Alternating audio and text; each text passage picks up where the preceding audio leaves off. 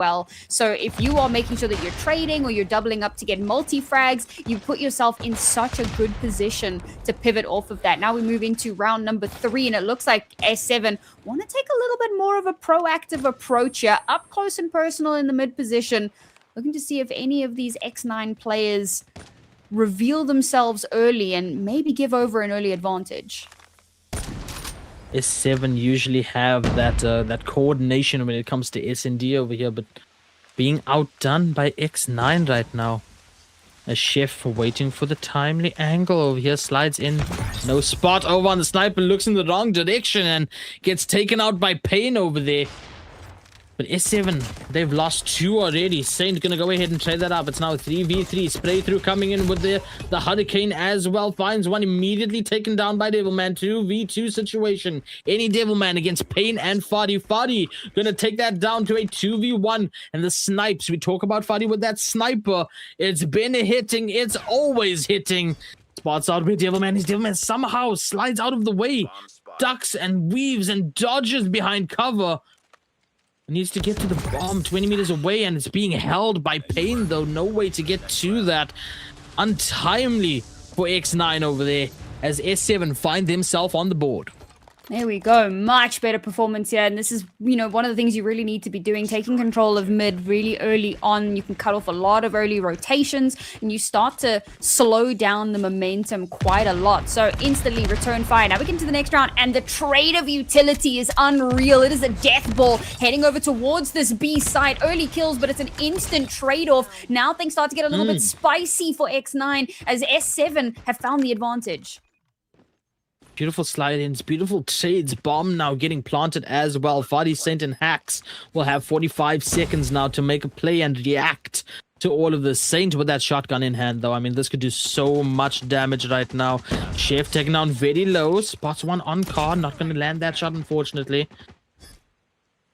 And I mean, a clinical cleanup from S7 over there, and this is what we usually see when it comes to S7. They have that coordination, maybe losing a bit of that coordination in that first 2 rounds, but now finding their footing, now locking in currently.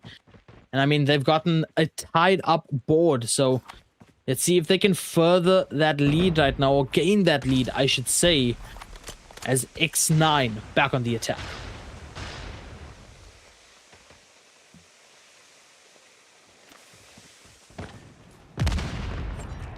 S7 holding out X9 quite well over here. Nowhere closer. Chef finds one. Life gets taken down as well on the other side. They've got an opening right now. There's the third one. Fadi down. Fadi has been the one to trade out those numbers very effectively. A massive elimination for X9, and pushing down to this 4v1 situation. It's very doable for Hacks, but not this time around. X9 gonna keep that lead for just a little bit more. And do you think that X9, they've figured something out now against S7? Do you think they've discovered a little bit of a trait with S7's plays and rotations here in S&D?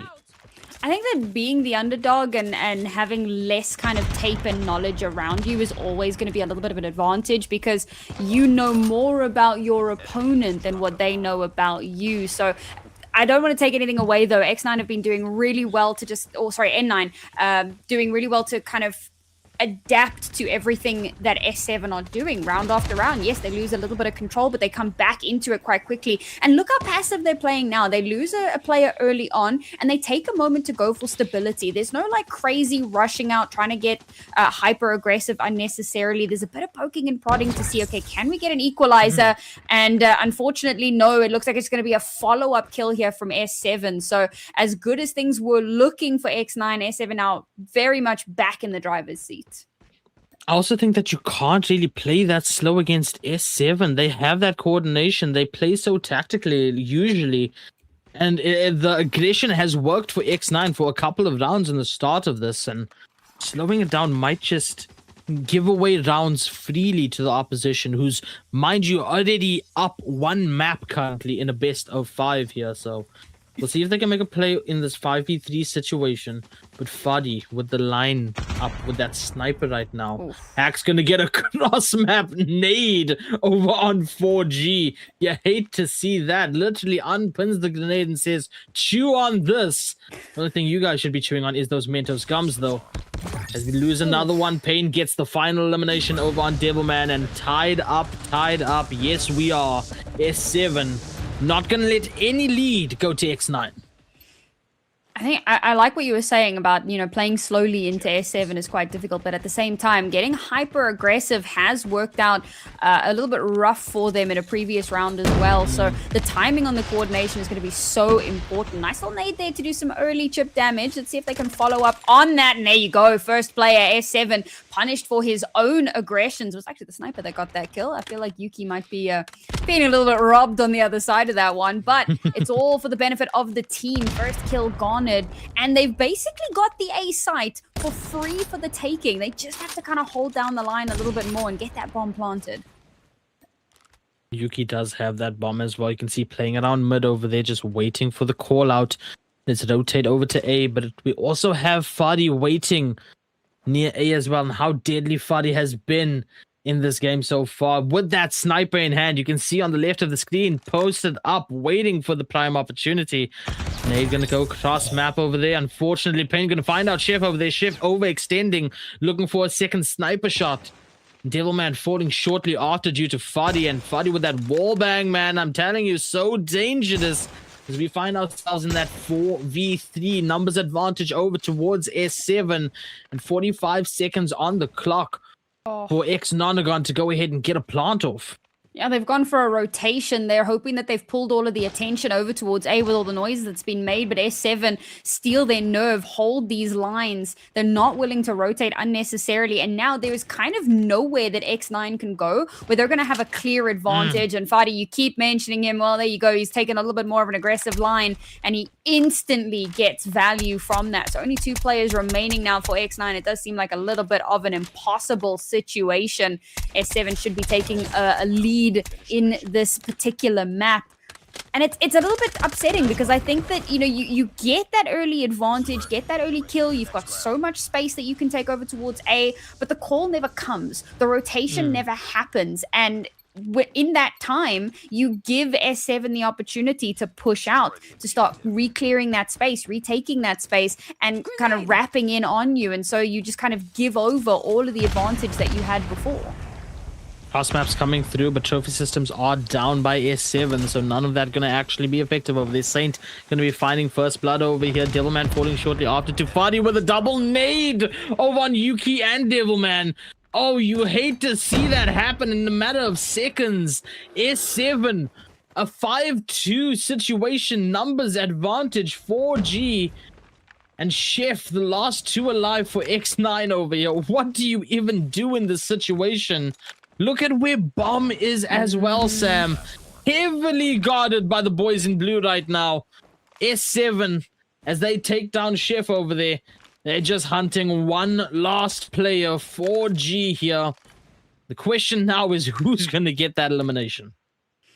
Yeah, I doubt that a full ace is going to happen to try to turn this round back in favor. It's just under a minute remaining, but again, S7, we said it before, they're very comfortable to mostly play patient, and then finally when your prey shows its face, you can get that final kill. Now let's swap sides and see how S7, or rather how XN or X9 are going to do when they have to take a more defensive stance. They had a really good showing at the beginning of the attacking round, but now the tide's table, and this could be a difficult one to regain some of that momentum. Cross map nades coming through. Trophy systems are down all around the map currently. Going to block all of that. Incoming nades that somehow S7 always land. You can see nade over towards B, not hitting this time around. Hack's going to go ahead with the PKM and just try to get a wallbang elimination, at least some damage even, to go ahead and push back whoever may be waiting over here on A. Pulls out the nade, looking for the cross map over onto A, throws it out. Will it land? Trophy system is there, unfortunately, over on A. The snipes coming through, numbers falling so quickly. 3v2 situation, and S7 still with that numbers advantage, but look at where the bomb is. Bomb over towards B currently. And then look where our players of S7 are. one deep over here towards A, and Hacks, the closest one right now to that bomb, but I don't think a rotate's gonna come just yet. Gonna wait for life to go along with numbers advantage. You gotta go ahead and get those 2 versus 1s. Much easier to go ahead and win those out. And you can see walking past the bomb, just not picking it up just yet. Let's clear out the site first. Checks behind Van. No one behind Van, still deep in the spawn over there. Can get a flea plant over here and put the pressure over onto X9. Good recovery as well, being able to regain that control. But X9, it feels like maybe dropped the ball a little bit. Yeah, playing a little bit too passive, playing a bit too scared. Now, with bomb planted, they have to start coming in for a retake and have to be so careful. There's so many angles that need to be cleared out, and they're watching for these movements. The sniper is still in place. If you get caught here, if you lose your head too early on, then this could be a recovery for X9, hoping to just kind of bait Hacks out into the open. He's not taking the bait just yet. Crosses over, still wins the battle. A little too slow to pull out the weapon. Now it's all down to 4G to try and clutch the round, but cannot make it happen. S7 continue building that lead. I don't like that X9 is trying to match that slower pace of S7 over here. It's not working out. Yes, they got to hold back just a little bit. They can't just run through opposition spawns right now. But they had bomb for the longest time over there. They didn't post up on the bomb. They knew where the opposition had to come through to get any plant successful whatsoever. And they didn't do that at all. They played in their spawns. So, hate to see that happen. But alas, we move into round number 10. Yet anyone to go ahead and claim first blood as of yet. Bomb in Payne's hands. So, we'll see if Payne leads the charge onto site. A little bit of a wall bang over towards A from Hacks with that PKM again. No one budging just yet. No one willing to peek and give themselves up for first blood. Class map going to come through. Trophy system going to go ahead and block that out. Devilman also looking for the nade, but does not reach, unfortunately. And again, a feeling out process is what we've been seeing for most of our rounds here. A minute left for S7 to get onto site and get that bomb plant. Yeah, we're seeing X9 take up the similar mid approach that we saw S7 do previously, and it does seem to have bought them a little bit of time here, but now all caught on the reload, still surviving despite that, but we do get our first trade-off. It's X9, however, to find the advantage in this fight. They started to push out a little bit more aggressively, wrapped around S7, and it looks like this round should be theirs for the taking. One player remains standing between them and a little bit more victory. That final shot will land, and X9 showing that they're still in this fight. Okay, I like it. You play it passively and then you go out guns blazing with the aggression that you know you guys have. Let's play that out a couple more rounds to tie up our SND over here. For S7, I mean, I feel like they're just going to be even more patient when it comes to this. Maybe not, as a full 5-man stack over towards A right now, just to bomb rush the entire site. And it's working, I'll tell you that. Fadi going to fall, unfortunately, to that wall bang. But life getting 2 over there means that they're still healthy in terms of numbers. Hack's going to get shot at just a little bit over there. Payne ready to go ahead and cover that as well. Payne actually getting 2, leaving any the last one alive within this. A 1v4 situation. I mean, we've seen how tough it is before, and it's tough one more time as life gets that final shots. And yeah, looks like S7 taking something out of X9's playbook and going full aggro on a push towards A. I love that full 5-man stack over onto site. Yeah, you know what? Going for the death ball, it can be so powerful, particularly against a team that needs to spread themselves out and who kind of struggle to restabilize. I wouldn't be surprised if we see a similar approach again. And yes, indeed, already space found onto the A site, looking to get that early kill, and they have found it. The site is theirs, holding down the line, and X9 just keep running into their crosshairs. Like a bunch of zombies just battling over a wall into the direct gunfire of a PKM. X9 lose 3 of their players. Any and 4G once again, the last 2 left alive within this. Any time to go for a full wraparound through S7 spawn over there. And gets caught out by Hacks. Still a 4v1 situation.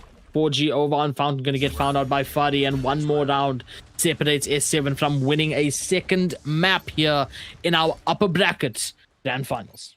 Map point. Oh, stressful situation for X9 to be in, particularly when they started off with such a good streak. Now, 4 consecutive rounds is what is required just to even things out, just to keep their heads above water in the series.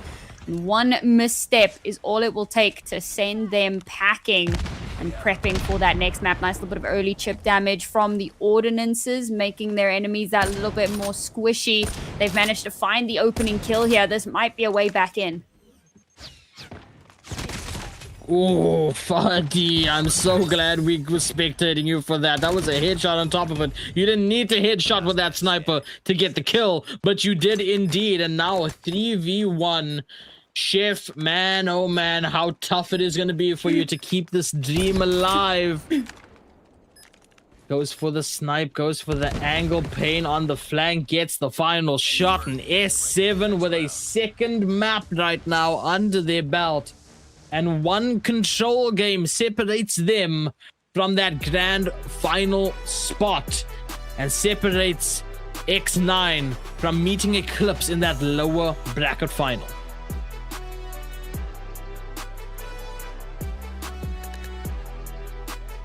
At replays as well. So many snipes, ladies and gentlemen. So many snipes out of Fadi over there. I actually want to see how much Fadi ended off on at the end of that game. I think it was over 16 if I'm not mistaken. So curious to see how that is. Yeah, Fadi with 17 and 7 over there. Sniping every single round and at least confirming one every single round. Absolutely beautiful work out of S7 over there. And I'm just gonna say this right now, chat, the amount of times in this Africa Cup qualifiers I've seen a 9-4 scoreline for SND is absolutely insane. It happened again, and I will have a word with production for script writing. You know what, sometimes the magic is something that you make all on your own. So maybe you need to go have a chat with S7 about that one. But you got to give props to X9. The fact that they managed to keep it somewhat competitive. They're constantly fighting back. They're constantly showing that they are capable. They've got, you know, that individual skill I was talking about a little bit earlier on. But unfortunately, when you come up against a Goliath of S7 that have consistently been kind of top of the region, top of the pop, so to speak, they've just been so difficult to topple. Now we head into what is, to an extent, its last chance saloon, but only in the sense of that losing this map means it's over. But if you win the map, it doesn't mean you've won the series. X9 still have a very, very far journey to travel if they want to reverse sweep this, if they want to find a way to reclaim, you know, some of that momentum that they had earlier on. And that does leave us with a few questions about how that's going to go. I, for one, I love a good underdog story, so I'm hoping that they can still put on a bit of a showing for us here. But S7, once again, just proving their dominance. Obviously, here in Control, we have the lives that we work on for Despawn, so this might actually benefit X9's aggressive, explosive identity that they sort of have. I mean, we've seen them in our first two maps over here absolutely rush through every point that they can and take every single gunfight that is possible on the map. So this might actually be a little bit beneficial for them over here on Raid, to drain the lives off of S7, to get rid of those respawns, and to maybe get themselves a map here in this upper bracket finals. And if not, then they will be waiting for Eclipse in that lower bracket final. And of course, S7 will be waiting in the grand finals, watching, lurking, and waiting to see who their opposition will be to be the champions of Nigeria. Yeah, I mean, this is the exact type of map where that individual skill can really become a massive boon to you, but you still have to have a level of coordination, a level of strategic depth. It's not good enough to just be able to hit shots. So X9 going to have to really dig deep here. Let's see if they can put their money where their mouths are and show us a little bit more of what they are capable of as we now dive into map number 3. Reminder, folks, it is map point already for S7. One more map here, and they will head to the grand final and book their ticket in the final in September. And of course, the previous victors of the Nigerian qualifiers would love to go ahead and get a 3-0 sweep over here. And in fact, starting off very strong right now. X9 with a 3 life deficit. And the capture, though, coming out of X9. Maybe focusing on these points on these hills, as the first tick on A has been confirmed. Now finally forced off of that point by S7, and lives being taken down a little bit more for both sides. Devilman finds out where Hax is, but Fadi with that sniper immediately trading it out over onto Chef. Sprays left, right, and center as X9 trying to just find a way around to these hills to start that claiming one more time. They've gotten the 1 tick over on A, but now they're just burning through the lives as S7 have just gotten their number, holding out these points effectively. Yeah, holding it out, but not gaining any control for themselves. So that does kind of burn a little bit of the time away. But still a lead being held on to here. We talked about that individual prowess. It's being kept relatively close. Now X9 actually starting to battle back a little bit. We're down to the same number of lives remaining, and they still have very solid control in the general sense. Now as B starts to be taken, they're not going to get to hold on to it very long, but time is slipping away from us. Yeah, X9 attacking B right now. It's S7 gonna let that happen, it seems like. Actually get the defense off over on B and force them off of that capture, force them off of that tick, and that gets the timer resumed. 5 seconds, 3 seconds, and my oh my, S7 somehow defend that beautifully at the last moment where it mattered the most. Pushed X9 off of the hill, off of the capture, and played out the time. They get the first round here in control, but now S7 on the attack. Let's see how you guys play this through. X9 tried to go ahead and play objective for the most part. I have a feeling S7 is going to be playing those lives even more, though. Well, already starting early with those opening frags and moments into the game, but look at this aggression, running straight in onto the point, trying to hold on to that control as far as possible. But it does look like the defensive line is holding for the moment, not really allowing S7 the space that they need, and there are the extra kills to come through as well. Seems like when you're on the attacking side, you are generally at a little bit of a disadvantage. Just S7 pivot away, move towards B, maybe they can take that one, but no, X9 ready and waiting to shut that down.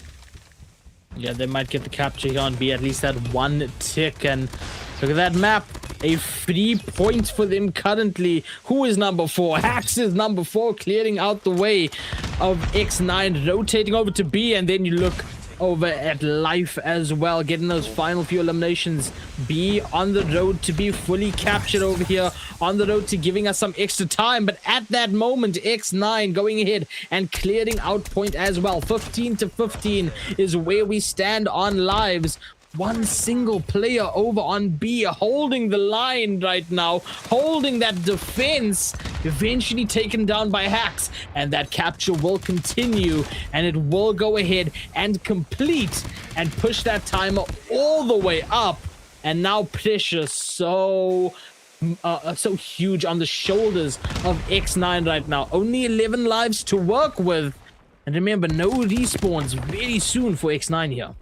The good news to an extent is that they only have 1 point to worry about, if you want to look at it in that way, so they don't have to spread themselves too thin. But look at how they're being wrapped on. You've got presence coming from every direction, and with only 7 lives remaining, it feels like this is going to be a very, very difficult task for them. Still a minute remaining for S7 to find that final cap.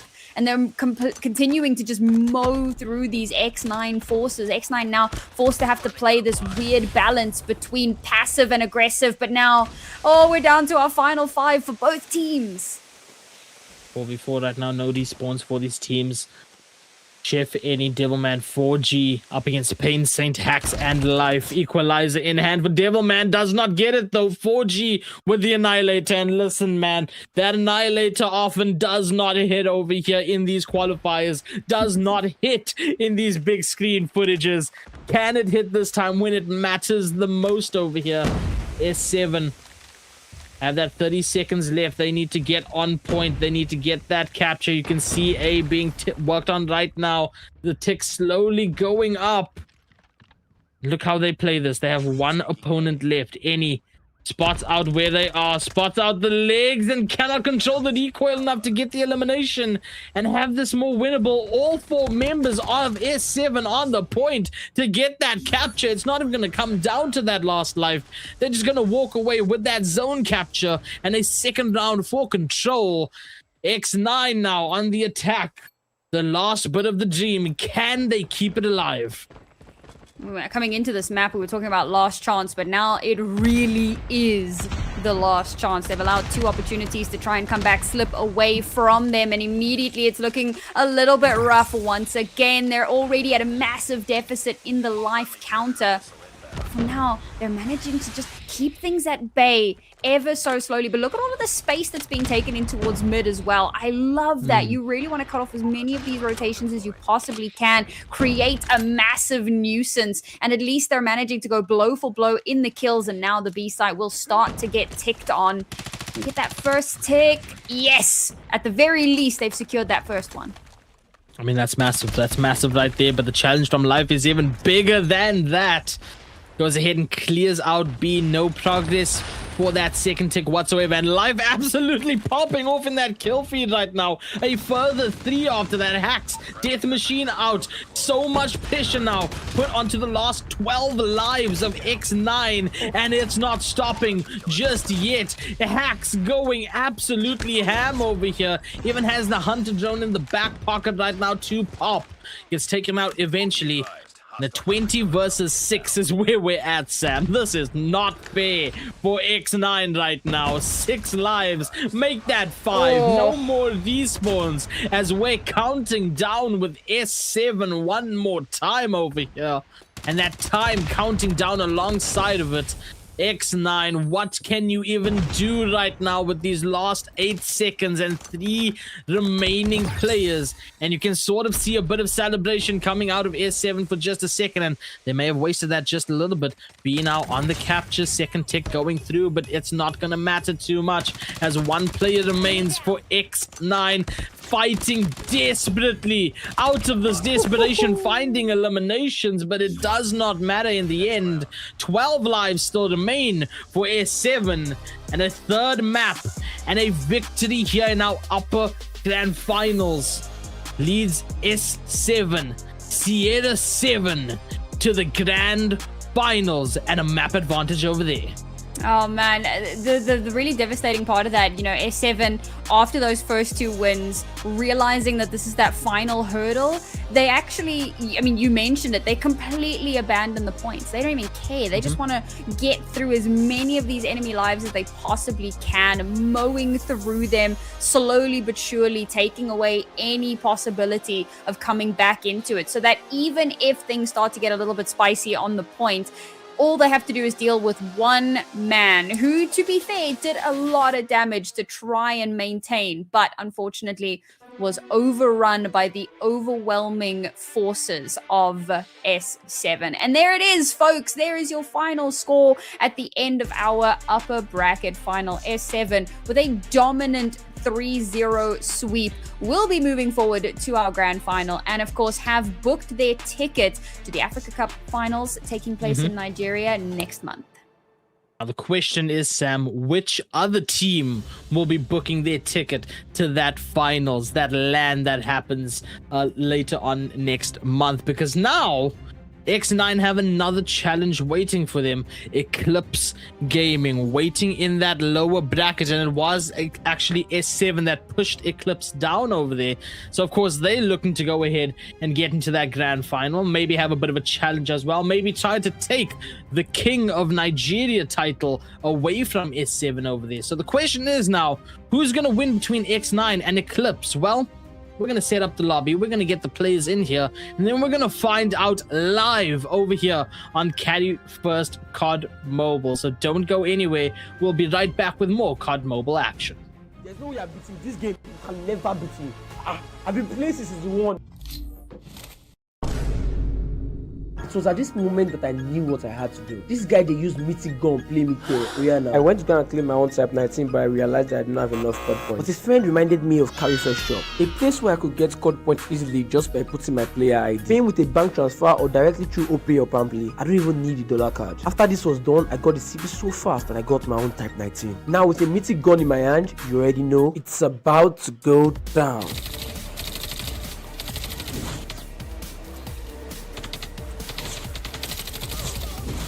Moral lesson of the day: if anybody they stress you, get your CP from Qualifier shop. Let's go.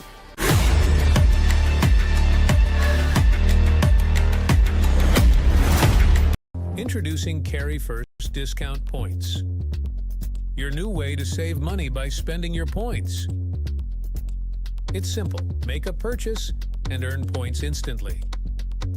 Watch your points grow with every purchase. Next time you shop, use your points to get discounts and save money. The more you shop, the more you save. It's a win-win. Download the Carry First Shop app today and start earning your points. Save money. Spend points. This two-part series follows the historic journey of Bear Clan, the first African team to qualify for and compete in the Call of Duty Mobile World Championship Stage 5. The first part captures the qualification via the Carry First Africa Cup 2025 in Lagos, Nigeria, where teams from across the continent battled for a spot on the global stage. The second part follows Bear Clan to Katowice, Poland, where they made their international debut, marking a major milestone for African esports and setting the stage for future growth in the region. Catch the grand finale in Los Angeles Event Center, Abuja on September 5th and 6th, 2026. Witness African esports history in the making. Stream the full documentary exclusively on Trace Plus.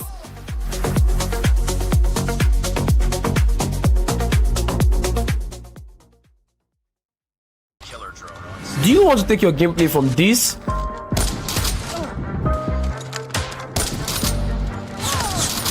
to this? As you can see, the only difference here is, the sniper. But don't worry about it. Qualifier shop is the fastest way to get your COD points so you can buy guns like this. They are fast, reliable, you can use your OPay, your Pamply, anything. Very, very simple. Instant COD points straight to your account. 100% secure, no problems at all. Anybody's Qualifier shop today, let's get it. Guy, nuke shot, bust my head.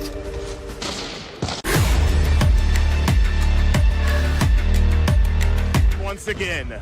Keep in mind, Danielo still has that War Machine in hand, Silent, but he has to contend with Storm's Death Machine as Storm finds himself too, looking for another. But that was a fantastic hold nonetheless. 18 seconds left before we go into our third set of rotations, and Storm continues his reign. Streaks potentially in the works here. Squid with the equalizer, still finding a couple of those kills. You need to be careful if you're Squid. You might overextend here, flip out those spawns and open up for a pinch. Having said that, it does look like Nex is there to make sure that there is no pinch in the works. Germ, last man on the alive, but it's so difficult for 5v5 to track exactly which specialist is available. But right now, Logan Cyclone with another equalizer in hand. Cyclone had this.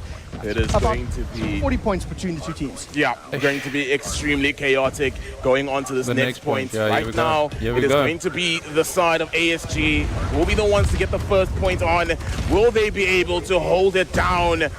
It won't be the finishing moments here. They'll still have to get to the next point, but for now, they are at least Kills at respawn. We are doing Attacking this! that B side now is going to be the side of ASG, just sort of peppering up the players where they can. Here comes the Hit fire, hit fire! Ah, He shit. gets one Nice before one. being traded, but his teammate Narc is there to pick up the pieces. First tick now found. 7 life advantage. This game don't finish, oh. For the side of ASG ASG for life. as See, they have spam been the it. dominant respawn team. Spam it in And the then chat. some Stop into with the storm we ASG. go. Where are my Top ASG six fans? One Nandi was Let's looking for a couple go. there with that War You Machine. know, I'm He talking couldn't about, convert wait though, it. wait. I But can at see the that the moment, lives it are doesn't kind of... really matter. First, 2 ticks Let it found enter the under team. 10 first before I 7 start life shouting advantage. again.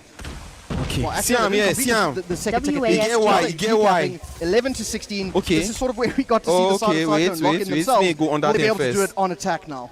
Yeah, and the moment is, can they convert on this end? They weren't able to close it out last time, but the War Machine wreaking havoc. Only good for one, though. Going to get traded out by Danielo. 15 v8, 15 v7. Find one in the kill feed. Storm. It's now going Storm. to be I need to do something. 5, almost a 10 GG's. rather make that a 3-0. 9. Control. 3 freaking 0. Advantage. What are you people saying? Too good. 2 to 13. What are you people I doing? mean, it is looking extremely dire. I'm the There is happiest no today. I'm way just the it's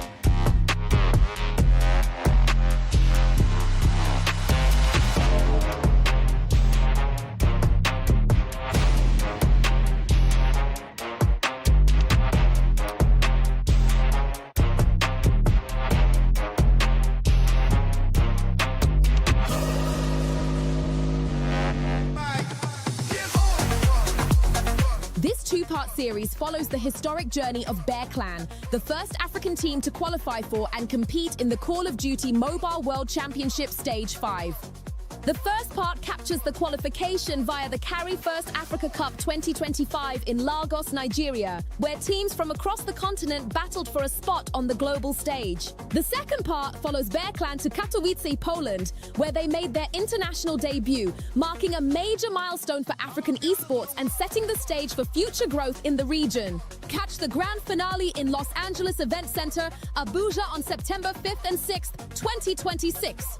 Witness African esports history in the making. Stream the full documentary exclusively on Trace Plus.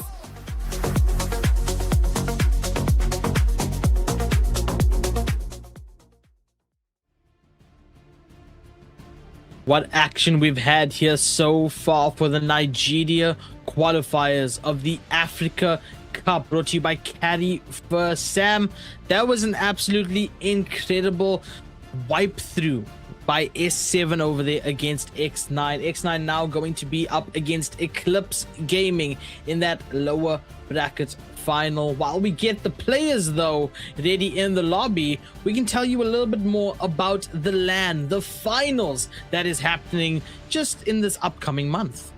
Oh yes, it's very, very exciting. Obviously, it has been a long journey for a lot of these players and teams building up to this moment. Now, of course, as we mentioned a little bit earlier, but we'll do a bit of a reiteration. We already have our representatives from North Africa, Southern Africa, West Africa, and of course, East Africa. That is what, 6 teams that are already determined. Our final 2 teams, of course, will be coming from Nigeria. They're going to get to play on home turf, which is always a massive advantage. And well, AR, what are they playing for?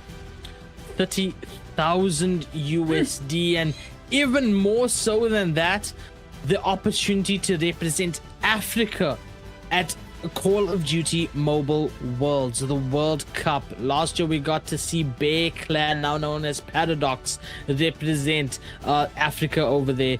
Who's it going to be this time? I mean, we have Paradox already confirmed for North Africa. We have Cyclone and ASG for Southern Africa. Echo 7 and Mighty Order for West Africa. UAH Monarchs over for East Africa. Nigeria right now, we're waiting to see who's going to be the ones to qualify. 2 teams here today going to be qualifying for Nigeria. That means both spots of our grand finals will be qualified over there. Now the question is, do you guys want to see that happen live? Well, go ahead, get your tickets right now at cup.carryfirst.com. It happens September 5th and September 6th at the Los Angeles Event Center in Abuja, Nigeria. So get your tickets now because it is going to be an absolute blast of an event. I'm a little bit jealous. I'm definitely not going to be making it to that one. But you know what? Maybe the next one, because I think that there is so much action to be caught here. You get to see all of the players live on stage, feel the energy and the hype that they're going to be bringing on the day. You're going to have the casters right there. They're going to be yelling in your ears the whole way through the weekend. It is going to be an absolute vibe. So don't miss out on that one. And of course, a huge thank you to our partners who have made all of this possible. Trace and of course, Mentos Gum. Not the usual candy, but the gum, in fact. These guys work hard behind the scenes. There's a little QR code for you guys there that you can go and scan as well, and that'll give you access to the documentary from the 2025 Africa Cup and of course some highlights from the grand finals, which will be playing on Trace and Trace Plus. So really, really exciting stuff. Got some, national, international coverage for these incredible games as well. I think that this is a massive opportunity for these players. And, if you want to be a part of that, then don't let it slip you by. I mean, I absolutely love that. Having a documentary of last year's event to go ahead and see how Bear Clan celebrated after that victory. I was there watching it live. I mean, I can't wait for you guys to go ahead and see that documentary as well. So thanks again to Trace and Mentos Gum for being partners over here for the Africa Cup. Of course, there is also the COD points that you guys can get at the Carry First shop. I mean, you can get the Battle Pass, the Season 7 exclusive items, and get a free Legendary Calling card, Unstoppable, as well as the VMP Judgment Day on top of that as well. And from what I hear, there is also a Mythic Drop rerun said to happen on top of that as well. So go ahead, get your Call of Duty points over on carryfirstshop.com. Get it all from there, because where else would you get it from? You get the best prices over there, guys, so make sure to go ahead and do that. On top of that, go ahead and follow all the socials at Carry First, and over on Snapchat and TikTok. Use the Carry First Africa Cup filter as well. Post a selfie on your story using the Africa Cup filter and spread the awareness of this entire ongoing event that has been happening, with all of these teams pushing towards that grand prize and looking forward to representing the continent as a whole. All right, well, let's focus back in on the game. And of course, here are the maps. You were talking about firing range a little bit earlier on. Not to worry, friend. It's back in action. We're actually going to be kicking off on Hacienda this time. We had that in the mix a little bit earlier on, but it was a little bit later on in there. But we will get to it. So what do you think of our set of maps here for this next match? I love being on Hacienda, man. Escúchame, por favor. We're going to Hacienda, baby. And this is where the aggression comes out, right? I absolutely love the points on this map. We see so much of those operator skills coming through over here and being so beneficial on this map. I'm excited to get into that one. Firing range, an age-old classic over there. We can't wait to get into that S&D. Crossroads on Control. This is where the chaos completely unfolds. This is the map where the teams say, screw the objective. I just want to play this like a TDM. We'll see if that happens over here again between X9 and Eclipse. Takeoff, we've just seen that happen, and it can be more tactically approached by our teams. We'll see if that happens. Tunisia, how often we see those snipes come through. There are a couple shotgun clips as well of this map, so I do hope that we get to a map 5 over here, because I want to see how these two teams compete on Tunisia. But to get there, Sam, we gotta go to Hacienda. Of course, that first point being around that fountain, around that little drop down area, means that our players can be from above on the balcony, spraying down and staggering the opposition. I love when you have that much ability to get kind of some verticality coming through. That creates a lot of difficulty, particularly if you're in more of kind of a defensive stance. You can set yourself up on high ground and you can try and stop people from moving in and reclaiming that space. But you do have to be wary of potentially being flanked on as well. So there's always so much to consider here. It's the high risk, high reward, and how the players opt to play off of that one. Folks, we are just waiting for our players to finish up getting into the lobby. But did you guys know Carry First, there is a Carry First Africa Cup filter, which you guys can use on TikTok and on Snapchat as well. So go ahead, check out the filter, use it, tag Carry First. Who knows, maybe you'll get a little bit of a comment there, a little bit of, recognition. Do something really spicy with it. Spread the word about the Africa Cup, because of course, for the African region, esports definitely doesn't get as much love as it should. So let's get the word out there and show off some of those really cool filters.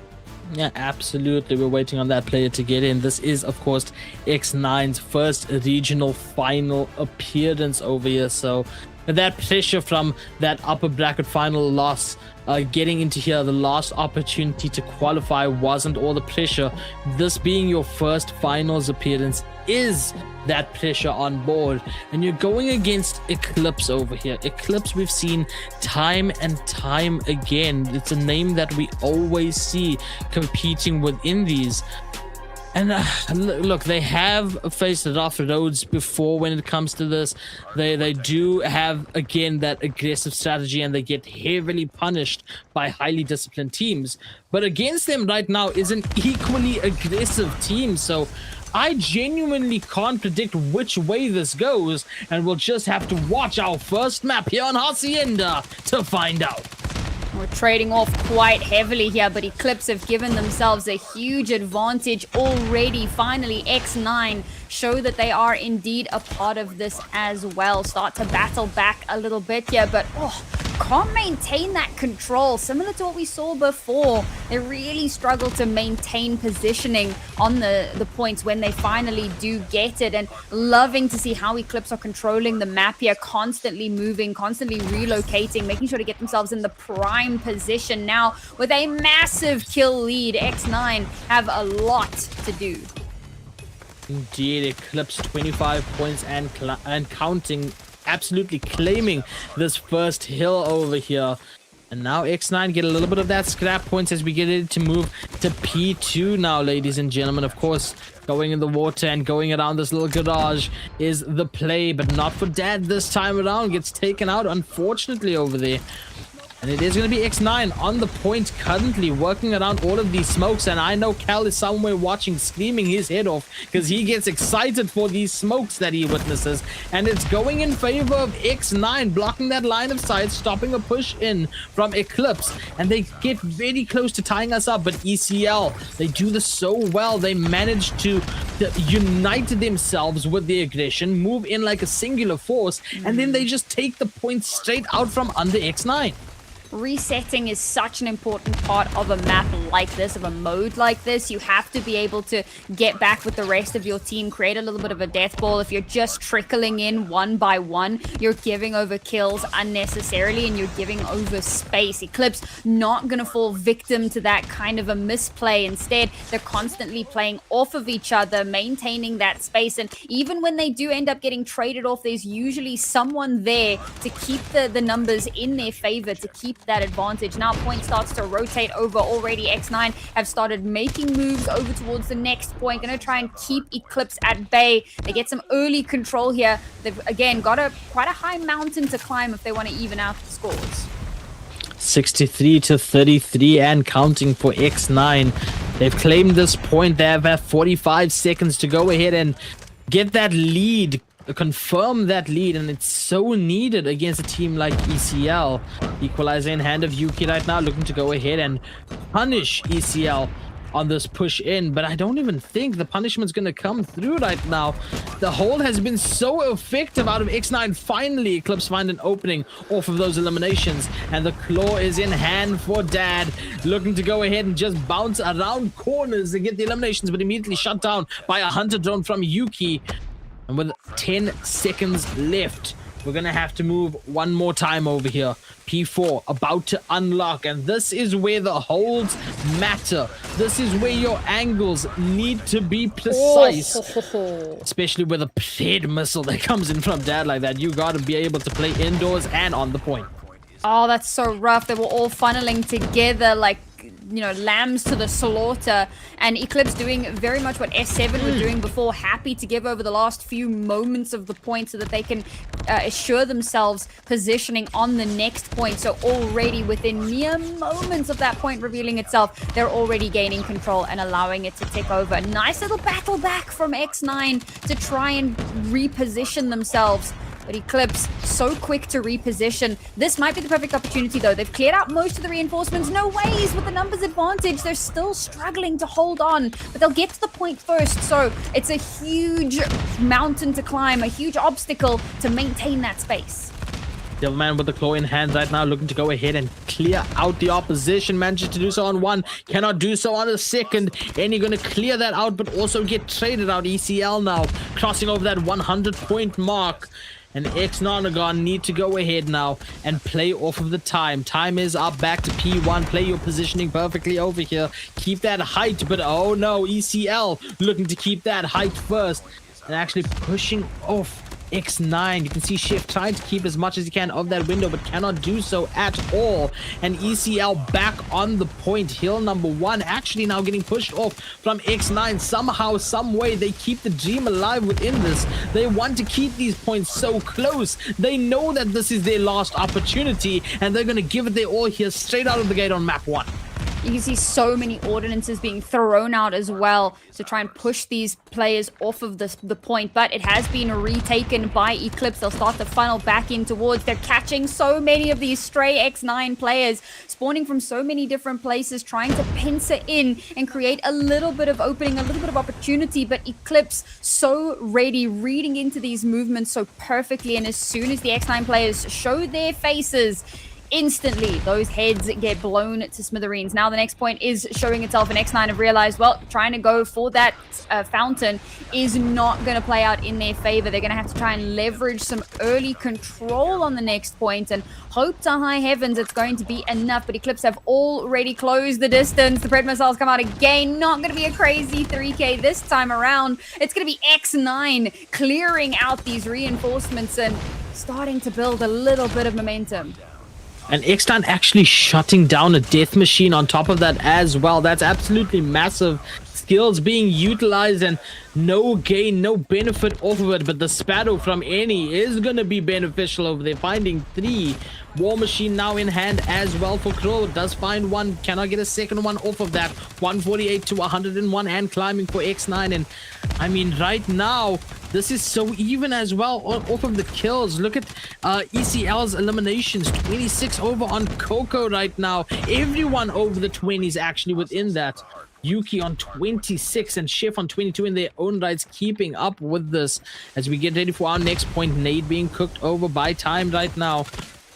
Does not actually land on that whatsoever. Chef gonna find 2 over there to go ahead and stagger just a little bit, and the point has not unlocked yet, so maybe no benefit to that just yet as ECL find their way over onto that point one more time. And this is exciting because we're certainly not in a too little too late scenario. X9 have started to close the gap quite a lot, and there is still time for them to continue to do so. They'll garner that early control on the point, so start to tick that up. But it did take a moment to get themselves on there, and already Eclipse, the reinforcements have arrived here, pushing X9 back, throwing out so many ordinances, creating those elimination spaces being taken, and now it's all under their control. They arrive like an unstoppable force, and X9 again struggling to crack their way back in. I mean, we knew this was going to be a close one. These are 2 very aggressive teams, and you can see that just from these gunfights, from the kills on our players right now. Devilman with 27, almost keeping up with the top leader right now. Coco with 30, Dad with 32. 176 to 128 is the story post P3, but now P4 about to unlock 3 seconds, and look who's on it this time around. X9, they've planted like a tree and they're not going to move out of the way whatsoever. Sprays towards garage, toward us as well, does not claim it unfortunately. Chef getting caught out on at the end over there. Contest now coming through, and ECL once again off of this aggression, off of that reset, play into fate's favor and get themselves onto point, climbing over 185. They haven't given up any control in quite a long time now. They realized that X9 was starting to battle it back and don't want to allow that to happen. So holding a lot of these lines and denying some of these rotations quite early on has given them a massive boon, a massive advantage. But X9 find a way to battle back in. A lot of them are dangerously low, so need to be playing a little bit more carefully. That's exactly why Eclipse finding those all-important frags. They're okay to play a little bit more passive, but as soon as they find the eliminations, that's when they can rush forward, regain the control, and again we begin to tick up. We've reached the 200 mark for Eclipse, and opportunities for X9 are slipping away from them. With the amount of frags coming out of Eclipse right now, it's not just an Eclipse, it is a blood moon. X9 find themselves on the point, barely over there.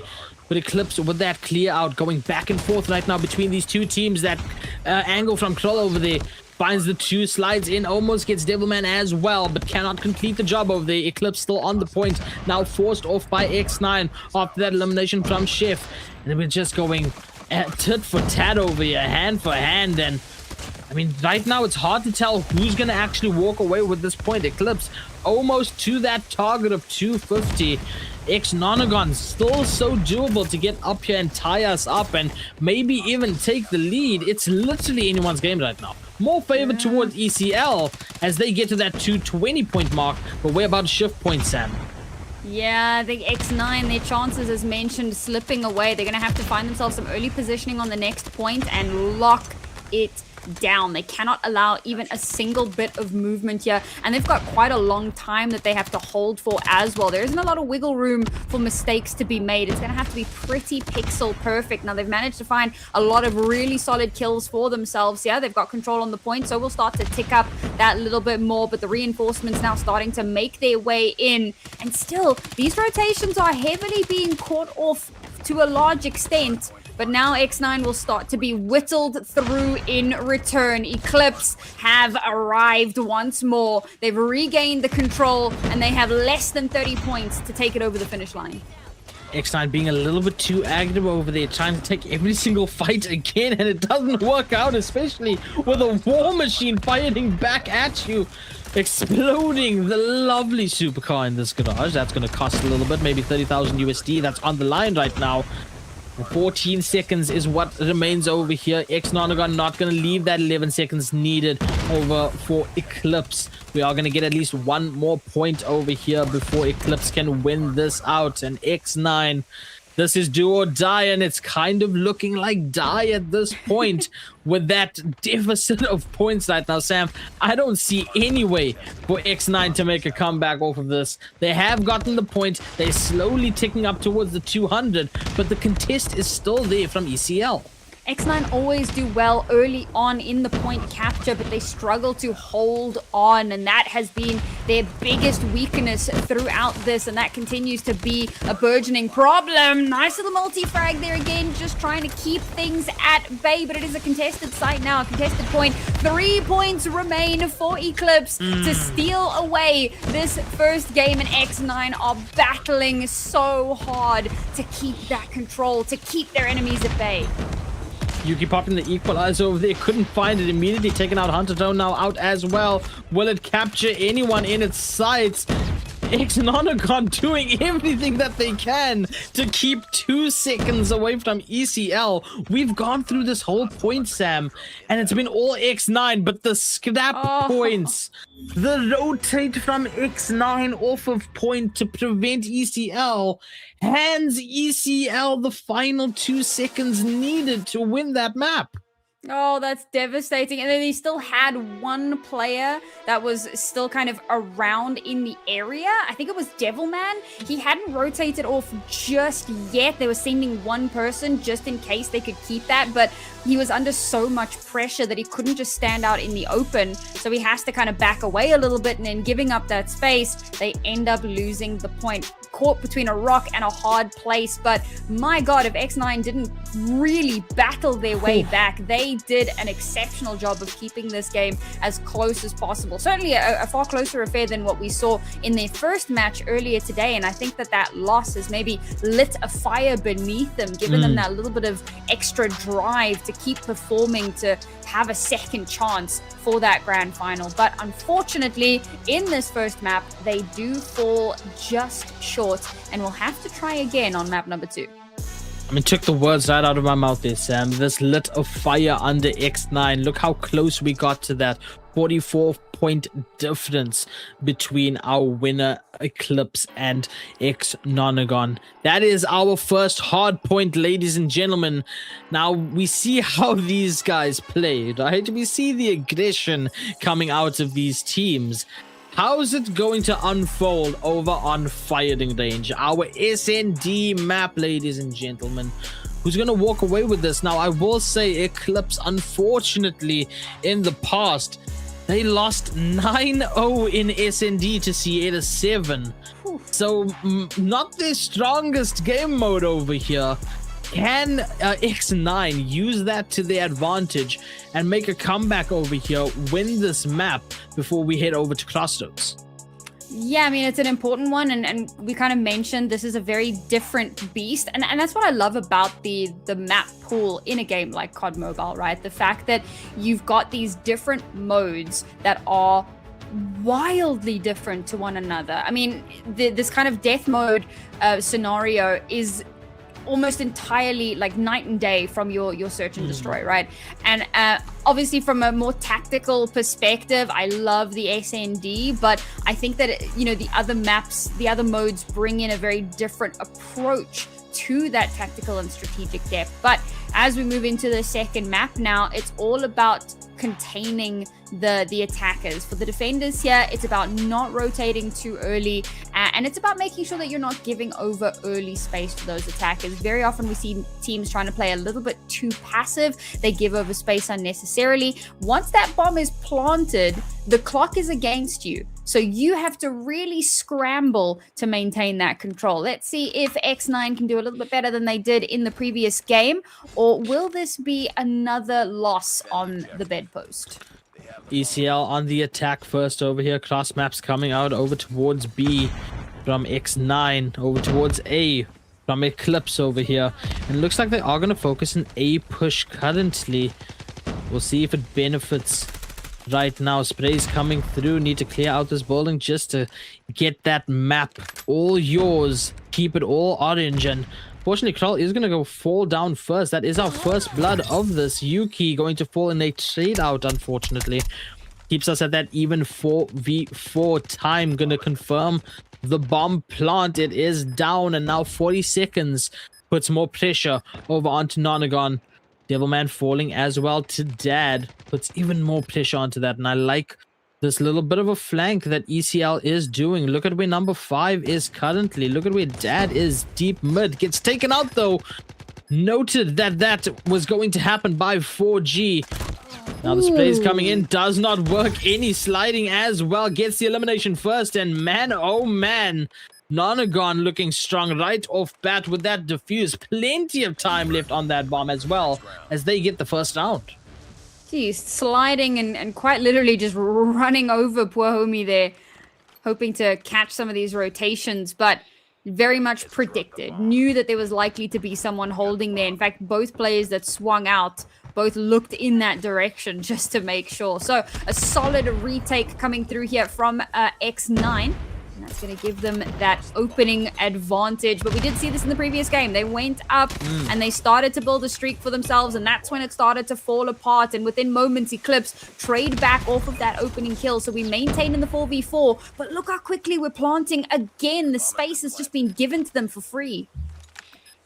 Chef also getting that snipe early on over onto Dad, but eventually falling as well. Keeps us in that 4v4.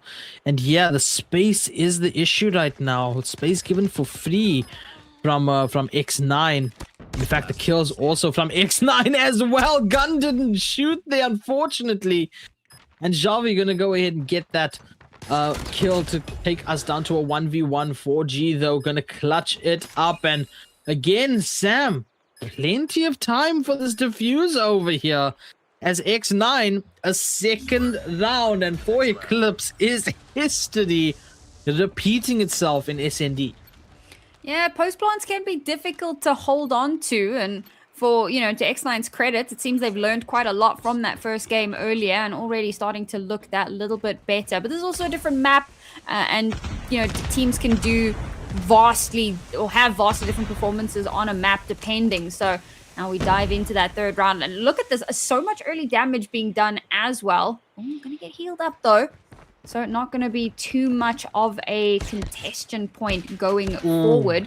But there's that opening kill. Not just one, it's a double to open things up. There is a trade-off, and the kills continue to go in X9's favor. This time around, not even going to allow that plant to happen. They've gone hyper aggressive. They have run over their opponents, and now Time, last player standing.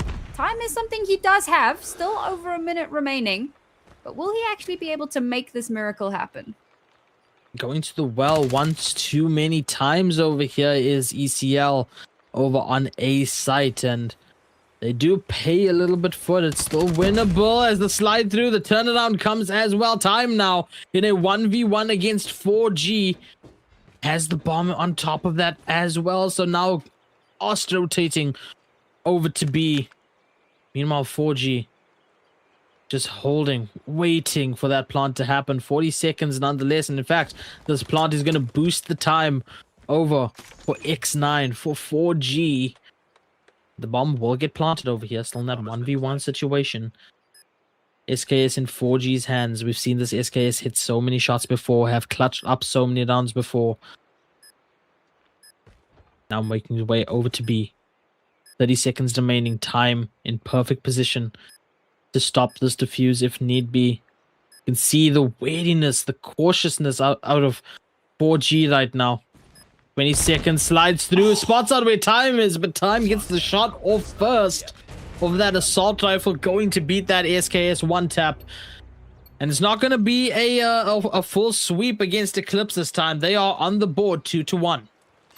Nice, solid little bit of performance here in this round. Great recovery. I actually really loved how Time held that because he's in such a good position to pivot if needed to whichever site is, requires his presence. But it's a great way for Eclipse to just hold on for that little bit longer. Now, into the next round once again, and it's that first blood in favor of X9. They are trying so hard to keep this control, but look at how they're not actually overly aggressing. This was one of our criticisms previously, maybe getting a little bit too aggressive at times, but now playing that slower line, it might just work out for them, or have Eclipse got the read? Slow 4v4 over here, and yeah, it looks like Eclipse. They're going to go for a different push over here, heading over towards B, but 4G is going to be the one waiting over there. SK is in hand, finds one, peeks the second, no one pushing just yet. Waiting their time, cooks the nade just a little bit, now looking to yeet it over, does not get the confirm, does enough damage over to time to push them back. And look at the numbers that we have right now. 4v3. X9, once again, numbers advantage in their back pocket. And looking to go ahead and get this down. In fact, they're going to further that with Chef with that sniper over onto Coco. Time going to take down Chef over there for a little bit of a trade to make it a little bit more winnable for ECL. 3v2 situation. 30 seconds left on that clock to go ahead and plant for Eclipse. The plant now getting stuck. Will Devilman swing this through? Slides in. The kill coming out of Yuki, though. And Devilman looking to clean up that last one. Third round on board for X9, doing so much better than that previous SND. I love how they're actually so willing to allow that plant to not necessarily completely happen, but they're not swinging out unnecessarily and getting overly eager. You've got multiple players towards the site. Yeah, you can afford to just wait a moment or two just to make sure that you're in position to shut it down. Exactly what they do there. But now Eclipse took that round personally. A double kill to open up the next. Finally, we get one trade-off, but it's a wraparound to keep the numbers firmly in their favor. 4v2, I should say, over here. Bomb is going to get planted very quickly as well. This is what ECL's been doing for the most part, that they do get to get that plant off.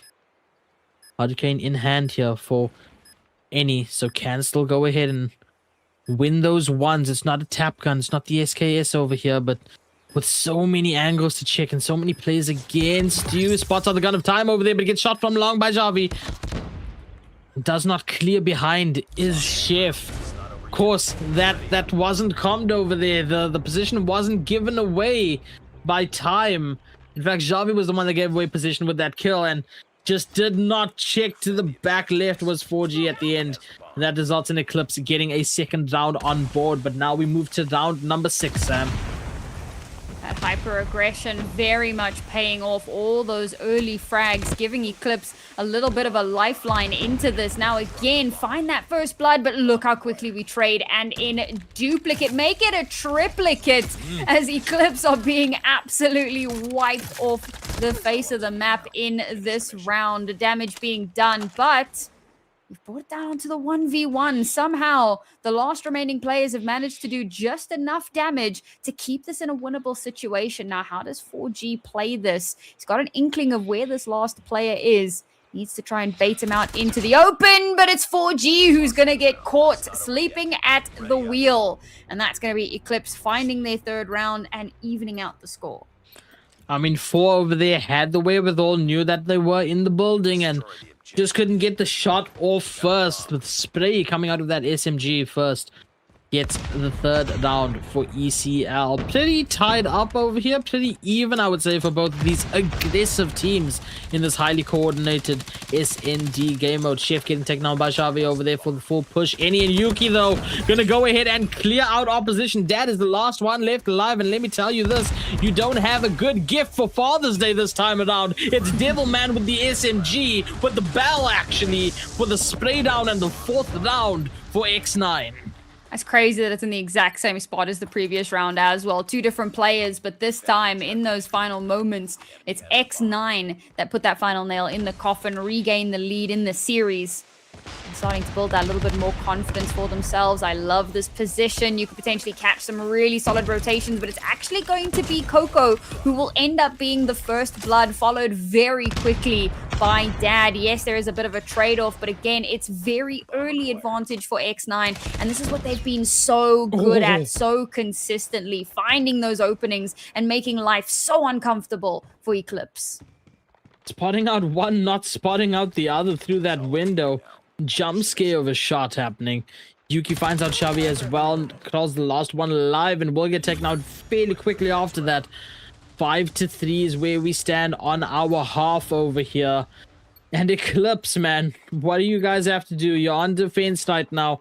You gotta lock it down. You gotta keep the pressure on X9 if you want to keep the lead of your maps. 1-0 is where we are over maps, ladies and gentlemen, but currently with the way this is going, X9 looking to go ahead and get a map themselves. ECL now locking it down, gets 3 off the bat, leaves X9 with the last 2 players, Chef and 4G. Can they go ahead and clutch up and get another round on board? Very early counter aggression. This is what we've been waiting for from the Eclipse roster. So now with this massive advantage, 2 players remaining for X9 to try and hold this team at bay. And doesn't look like it's going to come to fruition. Chef is the last to fall, and now 4G has to have a little bit of a redemption arc. Had a bit of a rough game in the last map, but has been showing up a little bit more on this one. 4 kills is what's going to be required, though. It is a massive task, and it doesn't seem like it is going to happen. Okay, first one has been found. Get a little bit more follow-up here. Just under a minute remaining. It's not a great situation to be in, but maybe there's a world as he tries to catch one retreating player and gives away his position. I mean, 4G has to lock in over there. Has to do so. Knows that he has to do so. Shots from the SKS coming through. No connect, but giving away position on top of that. Look at where the bomb is as well.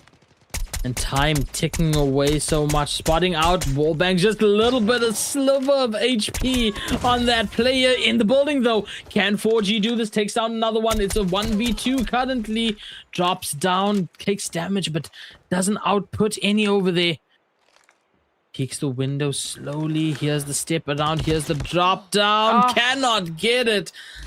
Good attempt, though, from 4G. Almost getting the clutch up round. But instead, ECL gonna get a 4th one on board, slowly closing that gap between them and X9. Oh, that would have been such an impressive play, but time wasn't on his side anyway, and Eclipse knew all they needed to do was play that time out. Exactly what they do, and they deny a comeback into that round, but still a 1-round deficit for them. They're changing up their pacing constantly, round after round. They don't want to become too telegraphed, so this time they're playing a little bit more passive. Sprays through the door, looking to find that first kill. A lot of damage done, but can't quite confirm it. Does have an inkling that maybe there's someone there, and off the back of that X-Nonagon, they have massively hit the brakes here. They are not prepared to start aggressing just yet. Slow 5v5, first blood yet to hit here, ladies and gentlemen. Nades coming through as well. Clear up some space of the map. Xavi close by, reloading that PKM indoors over there. In fact, gonna slide out. Time holding angle on the left as well for this push in. Any slides in first, though. Time and Xavi both gonna get a piece right there. 4G and Any are down. 5v3 situation where we stand. ECL looking much stronger on defense over here than that pushes for attack. Now the rotate coming in from X9 over towards A. Spray through to potentially get anyone behind logs over here. No one there. In fact, inside the building is Dad, and looking to maybe get the plant here. is Yuki, but caught out. Dad, in fact, getting caught out as well by Yuki. 2v4 situation. Still winnable over for X9 if they lock in. Not checking the right, though. Coco manages to take it down to a single player left. Chef, though, with that sniper, with that locust, goes for the quickscope, does not hit it. With a flick shot, I should say, attempt number 2. In fact, Shalvi's going to find the shot from that flank. ECL not out yet. 5-5 is our score. Eclipse have done very well to regain some control and slowly claw their way back into this game. But now, scores are only even. Haven't managed to find a lead just yet. Will this be the round to do so? Oh my days, so much damage funneling in towards these players, but somehow advantage being held by X9. They are punishing this aggression. They're telling Eclipse, well, if you're going to try and take this space unnecessarily, we are going to be ready and waiting. A little bit of return fire, but Dad gets caught staring at 2 different players down into a 2 versus 1. Cool has everything to do in this round. Bomb not yet planted, so he's got a bit of time to work with, but he's playing this with a sniper. Could make things a bit difficult. It's going to make it tremendously difficult over here, especially with how close the last 2, Any and Devilman, are playing to each other. Spots the crossover, can't do anything about it over there. Moving too quick is X9, but they don't know where Kral is right now. The flank coming in. Oh boy, this could be phenomenal if these shots connect over here. Bomb planted though, 45 seconds right now. Needs to clear the left over here. Clears the left, but still doesn't take into account that they witnessed the player over there. And X9 gonna get that 6th round on board. 3 away from winning SND and tying us up on map scores. Yeah, we in the biz, we call that a cosmetic clear. You know, you looked at it, but you didn't really pay attention to what was there. Difficult way for that round to end. Quite devastating as well as X9 regain the control and find the early pick off. The sniper battle is won, but it's not Cruel that takes the victory. So again, it's X9 with a huge advantage in the round. And they've already planted. This is absurd with how quick they've been. Eclipse now have to be on for the retake.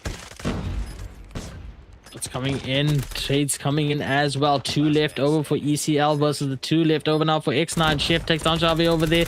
And Coco finds out where Chef is. Finds out where 4G is. The spray comes through.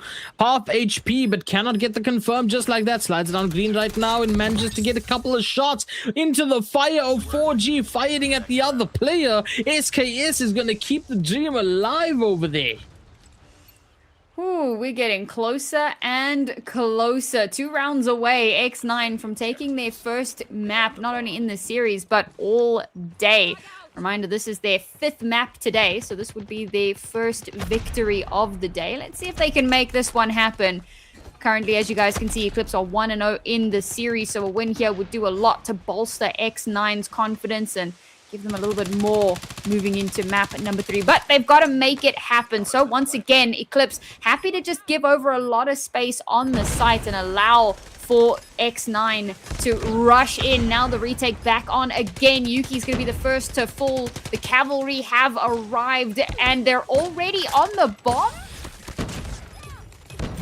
Interesting right there. 1v2 right now is where we find ourselves, and Eclipse needing to get this defuse over here. I believe the attempt is going through, but the attempt will be stopped just a little bit by 4G. Good attempt out of 4G over there. Time still going to get that shot off. Still have plenty of time to go ahead and defuse. And thank God these numbers aren't backwards, but 7-6 is our score. Ooh, okay, Eclipse. Constantly kind of baring their teeth a little bit, which is very, very exciting to see. You know, living up to the player profiles to an extent. Let's see if they can keep this going. First kill already been found. Last time they played hyper passive. They're actually doing it again. They're not taking early space. They're rather just kind of holding towards the side, holding these longer sight lines to see if they can catch X9 off guard. They know that they often lose the up close and personal battles. So with this early frag, that's giving them a lot to play off of. And the positioning here as well from Xavier is stunning. He's going to be able to hear so many footsteps, catch a lot of rotations, and he's going to be able to calm that over towards his team. They're going to have early information no matter where X9 opt to go. 5v4 situation. And look how passively ECL are playing this. So coordinated right now. The shots coming in, no connection as of yet, but the spot outs for many players right now. ECL backing out off of that. You can see X9 sniping through, aiming down over onto A. Nades coming in as well to go ahead and clear. Logs does get cleared, flash out on top of that as well, and the plant now will commence. Plant is now going to be confirmed in 45 seconds. For our 4 players of ECL, Xavi is going to be the one to fall from there to Devilman. 4G, in fact, going to find out time as well. Remember, 2 rounds needed for X9 over here to win this SND, and they are doing a phenomenal job of landing these shots, of isolating these ones. And Kroll, a sliver of HP now, and a sniper in hand, will get taken out by the counter sniper on Chef. And we are at SND's match point over here in favor of X9. 2 rounds remaining has whittled down to only 1 round standing between X9 and their first map win of the day. Can Eclipse find a way to battle this one back again? They've gone for very aggressive or very heavy presence towards B. They've given A over, and X9, I mean, they know round after round they're just given the space, and so you know what, they'll just continue to take it. Now Eclipse coming in once again for a retake situation. You might start to think, well, maybe this passive play isn't the play, but they don't really have any opportunities now to change up the approach. This is kind of last chance saloon for them. Up close and personal. Double kill. Make it a third. It's an absolute bloodbath on the site. Only 2 players remaining now to try and fight this back. And then immediately backs up like, I wasn't here, guys. You saw nothing. Don't worry about it. And the bomb planted still. 10 seconds left. Throw the last one alive again. Sniper in hand. Can't do anything. GG. Snap it up. 9-6 is our score. As X9, they've tied us up on that map points. They're not going down without a fight here, ladies and gentlemen. 1-1 is our overall score.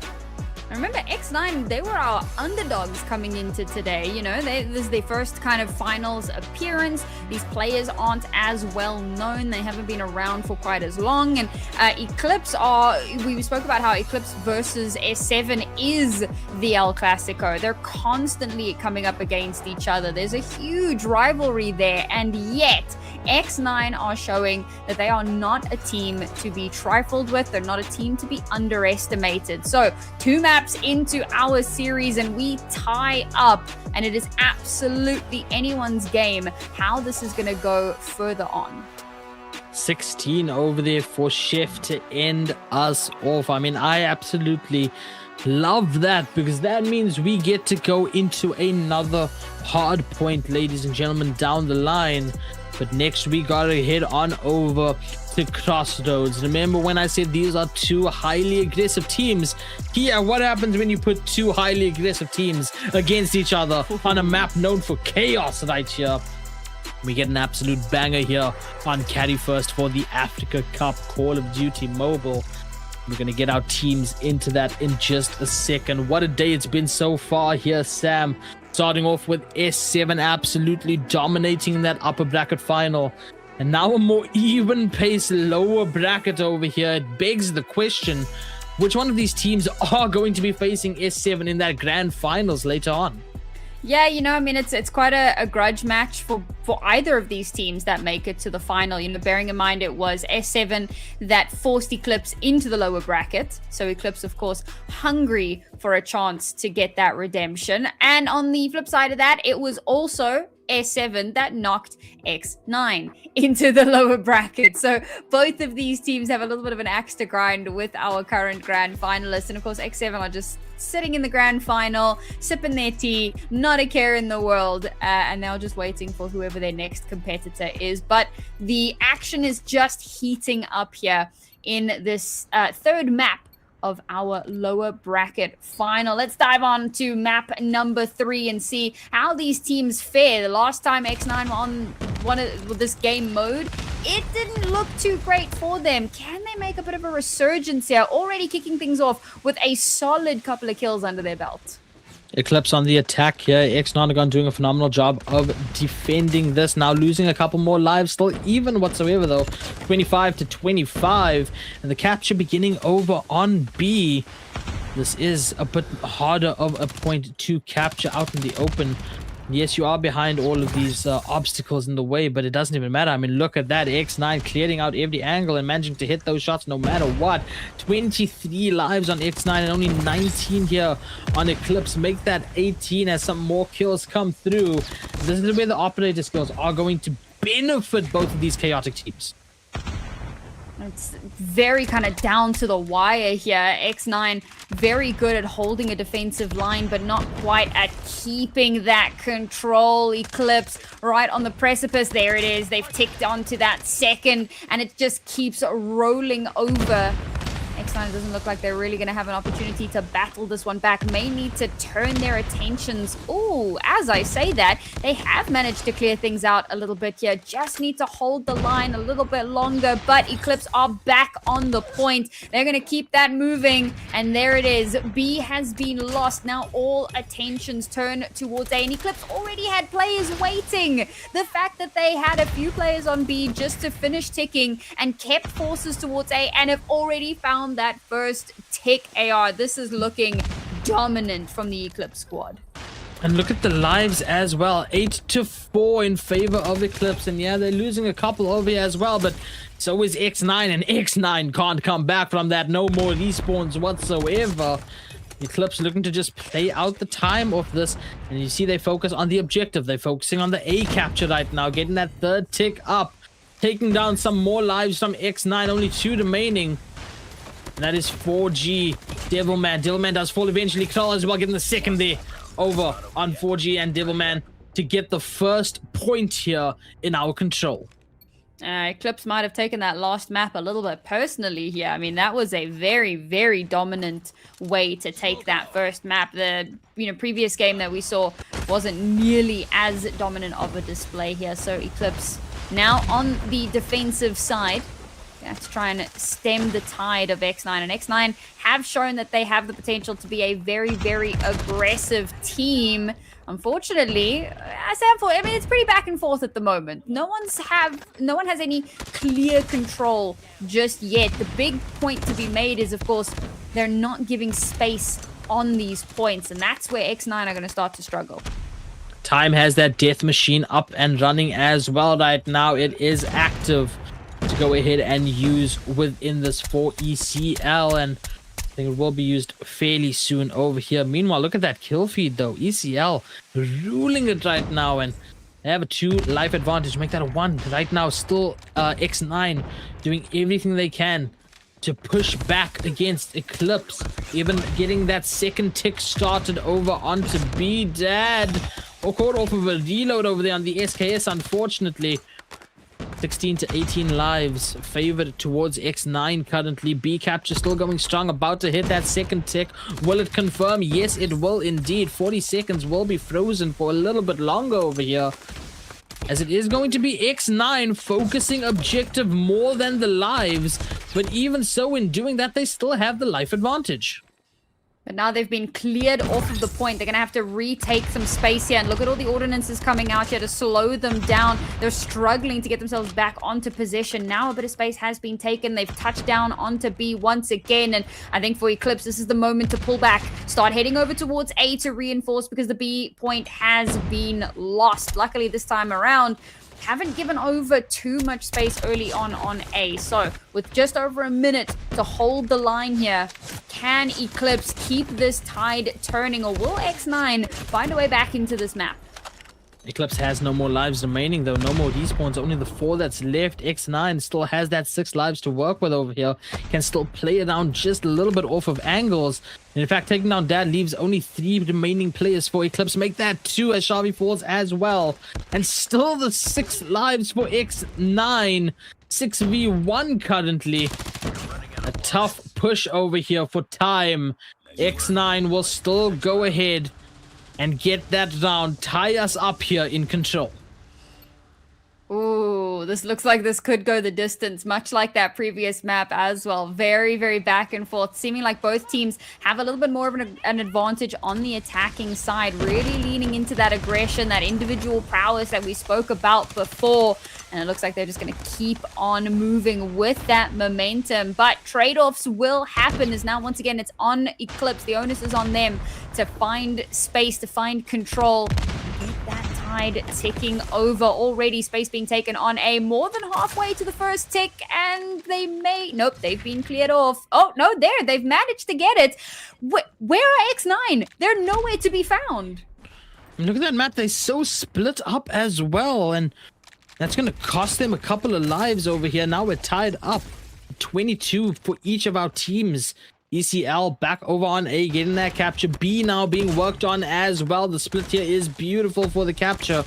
Although Kroll's going to get found out by Chef over on that capture. Going to slow it down just a little bit. Progress going to be halted for a moment for ECL. Time now ticking away, unfortunately, as X9 clearing out lives. 15 remaining over on Eclipse, and in fact going to clear out A as well. That third tick progress on A that was halfway, yeah, no more. You got to start over on that third tick right now, buddy.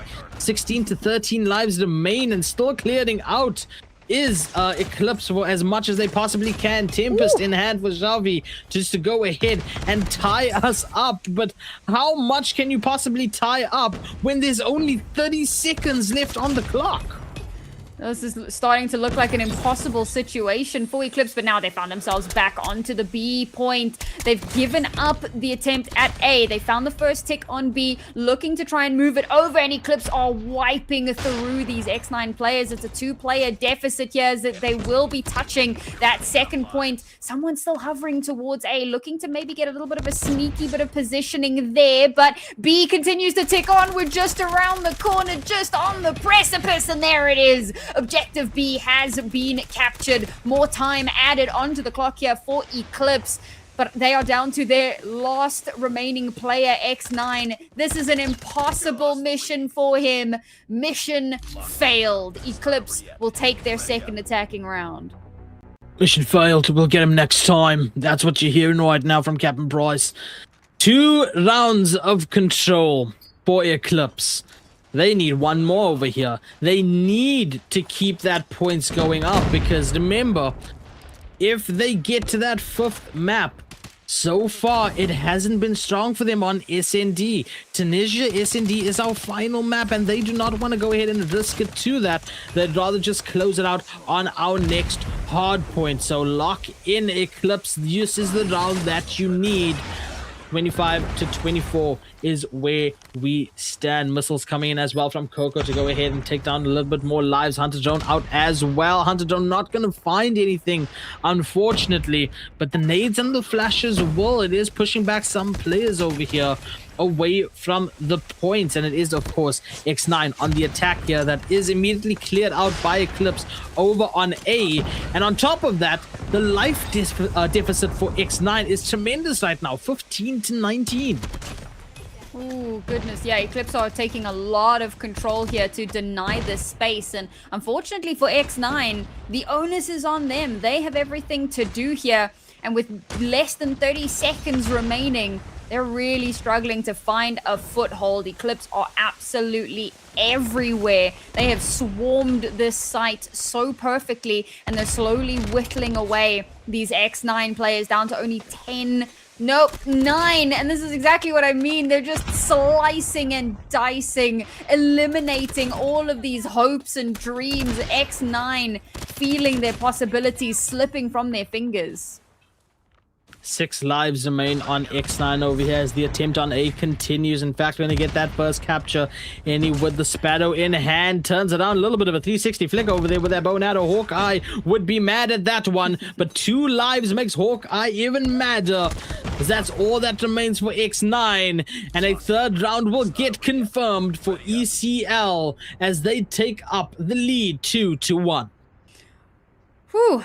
You know what? That was looking very spicy for a second, but well done to Eclipse for really kind of they lose that first defensive round and they get such a good feel for how X9 run it. So when they get into that second defensive round, they just completely shut them out. There was no space to be found, no quarter given. They were able to control so much of that space, flanking in around them as well, cutting off those rotations. Very, very impressive. And of course, that does net them their second map in the series. 32 kills on Cruel, just head and shoulders above anyone else in the server. You talk about the strategic depth and the combination of that with the, you know, individual prowess.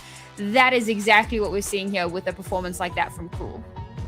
I love to see that, man. I absolutely do. A 3-1, not the clean 3-0 that they were looking for. 3-1 is our score for Crossroads, and now we head back over to Take Off. We've seen this in the upper brackets, and X9, they made a bit of a comeback over there to go ahead and survive a little bit longer.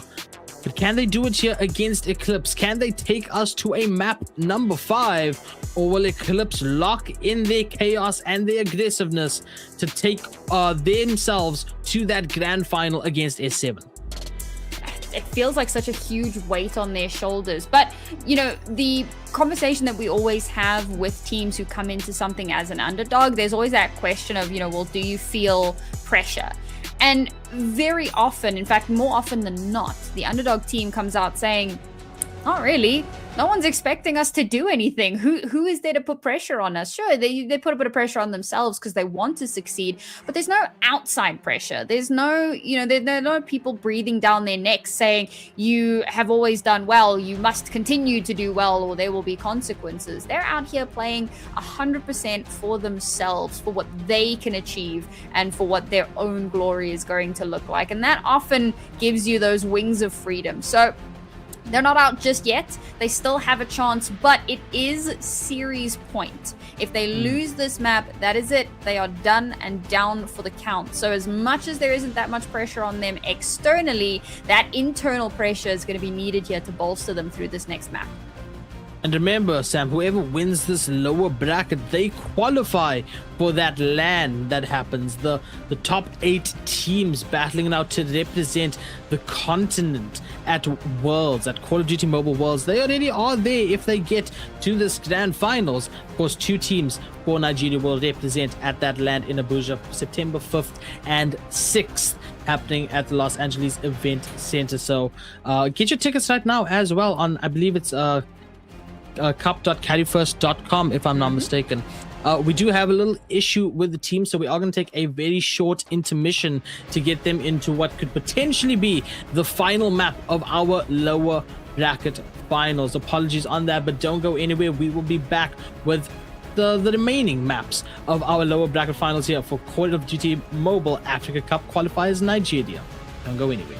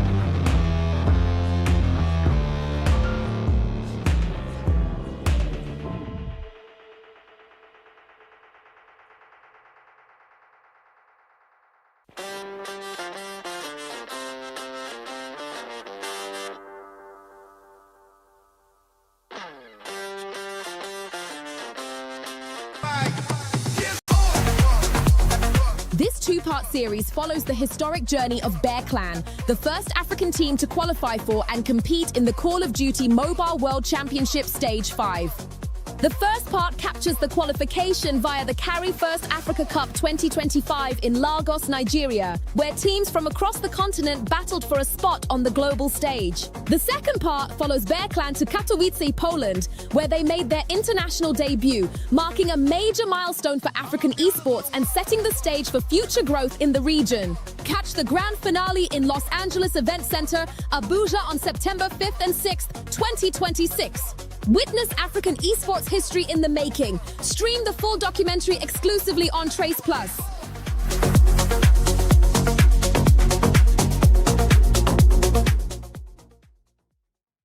There's no way I'm beating this game. You can never beat me. I've been playing since season 1. It was at this moment that I knew what I had to do. This guy, they used mythic gun play me to Rihanna. I went to go and claim my own type 19, but I realized that I didn't have enough code points. But his friend reminded me of Carry First Shop, a place where I could get code points easily just by putting my player ID. Paying with a bank transfer or directly through OPay or Pamply. I don't even need the dollar card. After this was done, I got the CP so fast that I got my own type 19. Now with a mythic gun in my hand, you already know it's about to go down.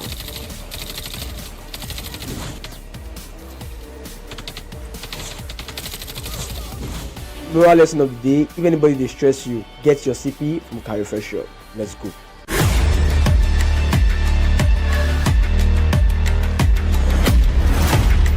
Introducing Carry First discount points. Your new way to save money by spending your points. It's simple. Make a purchase and earn points instantly. Watch your points grow with every purchase. Next time you shop, use your points to get discounts and save money. The more you shop, the more you save. It's a win-win. Download the Carry First Shop app today and start earning your points. Save money. Spend points. This mythic gun can turn to any gun in Call of Duty Mobile. That sounds crazy, right? This is the mythic Type 25 Deep Star Piercer, and this gun shreds like crazy. It is a balanced all-around assault rifle for aggressive and long-range gunfights. This mythic is back in Call of Duty Mobile after a very long wait. The draw is going to be available for a short while, so head to shop.skyforce.com. What's the number one problem when you're hard grinding Call of Duty Mobile?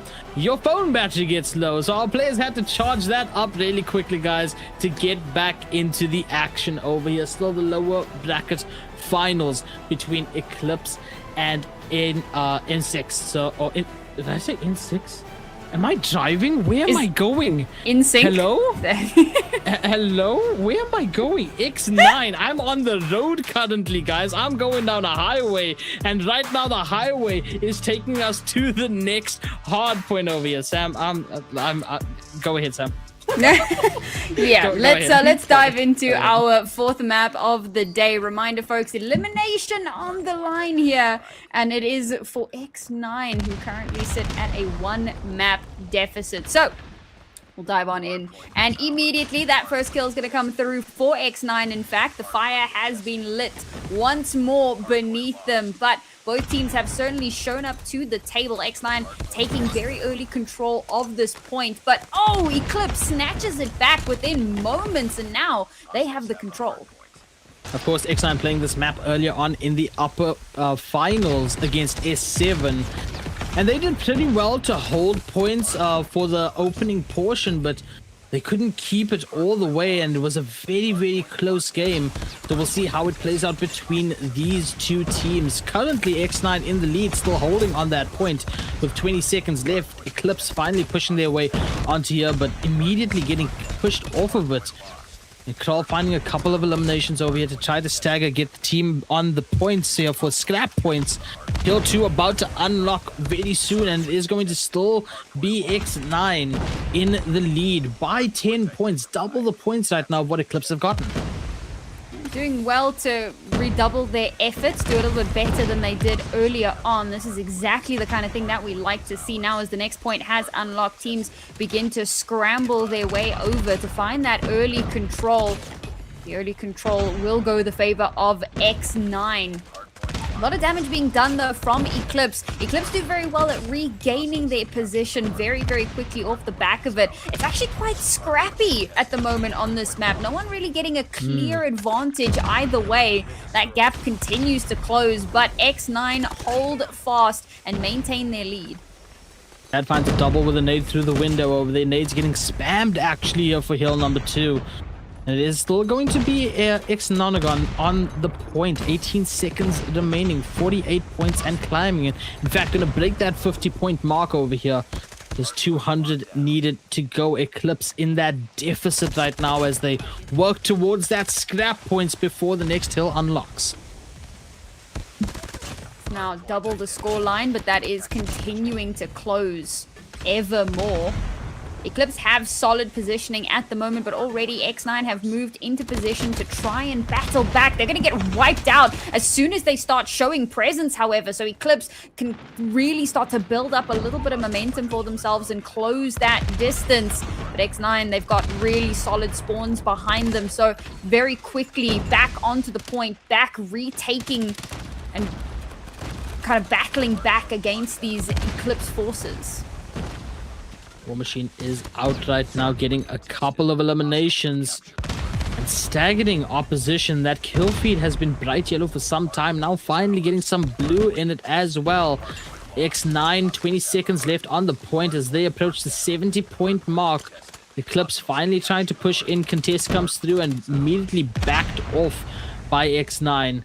Waiting the next hill to open up here. 7 seconds remaining. Oh yeah, X9 is locked in. I can tell you that, Sam. They are not giving any free real estate to Eclipse. Man. This dude is so good. Not just, you know, predicting the reposition, but then following it up with a third kill. Look at all of that damage done. No, he doesn't get the elimination, but as soon as his teammate does, he gets the assist off the back of that. He's doing so much to keep X9 in this, but Eclipse have stolen away the point or the site. Now, can they maintain that control? No, within mere seconds, it's X9 back in the driving seat. This is such an incredible resurgence from the team that was so heavily on the back foot coming into this, knowing that elimination is on the line and they have to dig so incredibly deep to find a way back into this. They have ticked that score up to 100. No. Come on, don't make me a liar. There it is. There's the 100. And Eclipse fall behind hugely. I mean, Chef created the opening over there with the War Machine for the team to get into the hill and get those points all the way up. And doing a phenomenal job of holding out for the longest time possible. Eclipse now finally getting on the point, but too little, too late. Hill about to move back to P1. 102 to 64 points is where we currently stand. From the looks of where this is going, X9 about to get a second map on board and push us to a map number 5. Eclipse, of course, do not want that to happen. And even though they're giving it their all right now, X9 still effectively holding them away from this point. Look at how many angles Eclipse is getting shot from, getting naded from, getting bullied from on P1.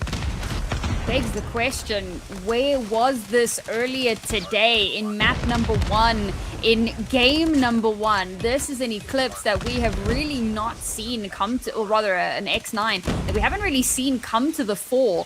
And it's so great to see that they're able to rally themselves. And this has got to be exhausting. Reminder, this is map number 7 for them over the course of the day. And if they do make that grand final, it's yet another best of 7 that needs to be played through. So there's a level of tenacity here. X9 very much not willing to give things over, and you know, without some sort of a fight. And of course, Sierra 7 will have a map advantage over there, only needing to win 3, whereas the winner of this lower will have to win 4 against Sierra. That is a challenge on its own. But we talk about the challenge here right now, and is that this hill is extremely tiny for all the players that are trying to plant themselves over here. And it is going to be X9 for the most part, getting those points up here on P2, on the rerun of P2. And with 30 seconds left and all these nades, all these explosive ordnances coming through the window, Eclipse finally get on the point with 24 seconds left. Claw in hand now of Devilman, looking to clear out. Eclipse does so effectively with the help of teammates over there. 17 seconds and 150 has been broken on X9. Eclipse still doing everything that they can to stay within this fight as they approach that 90-point mark, but the hill about to move again.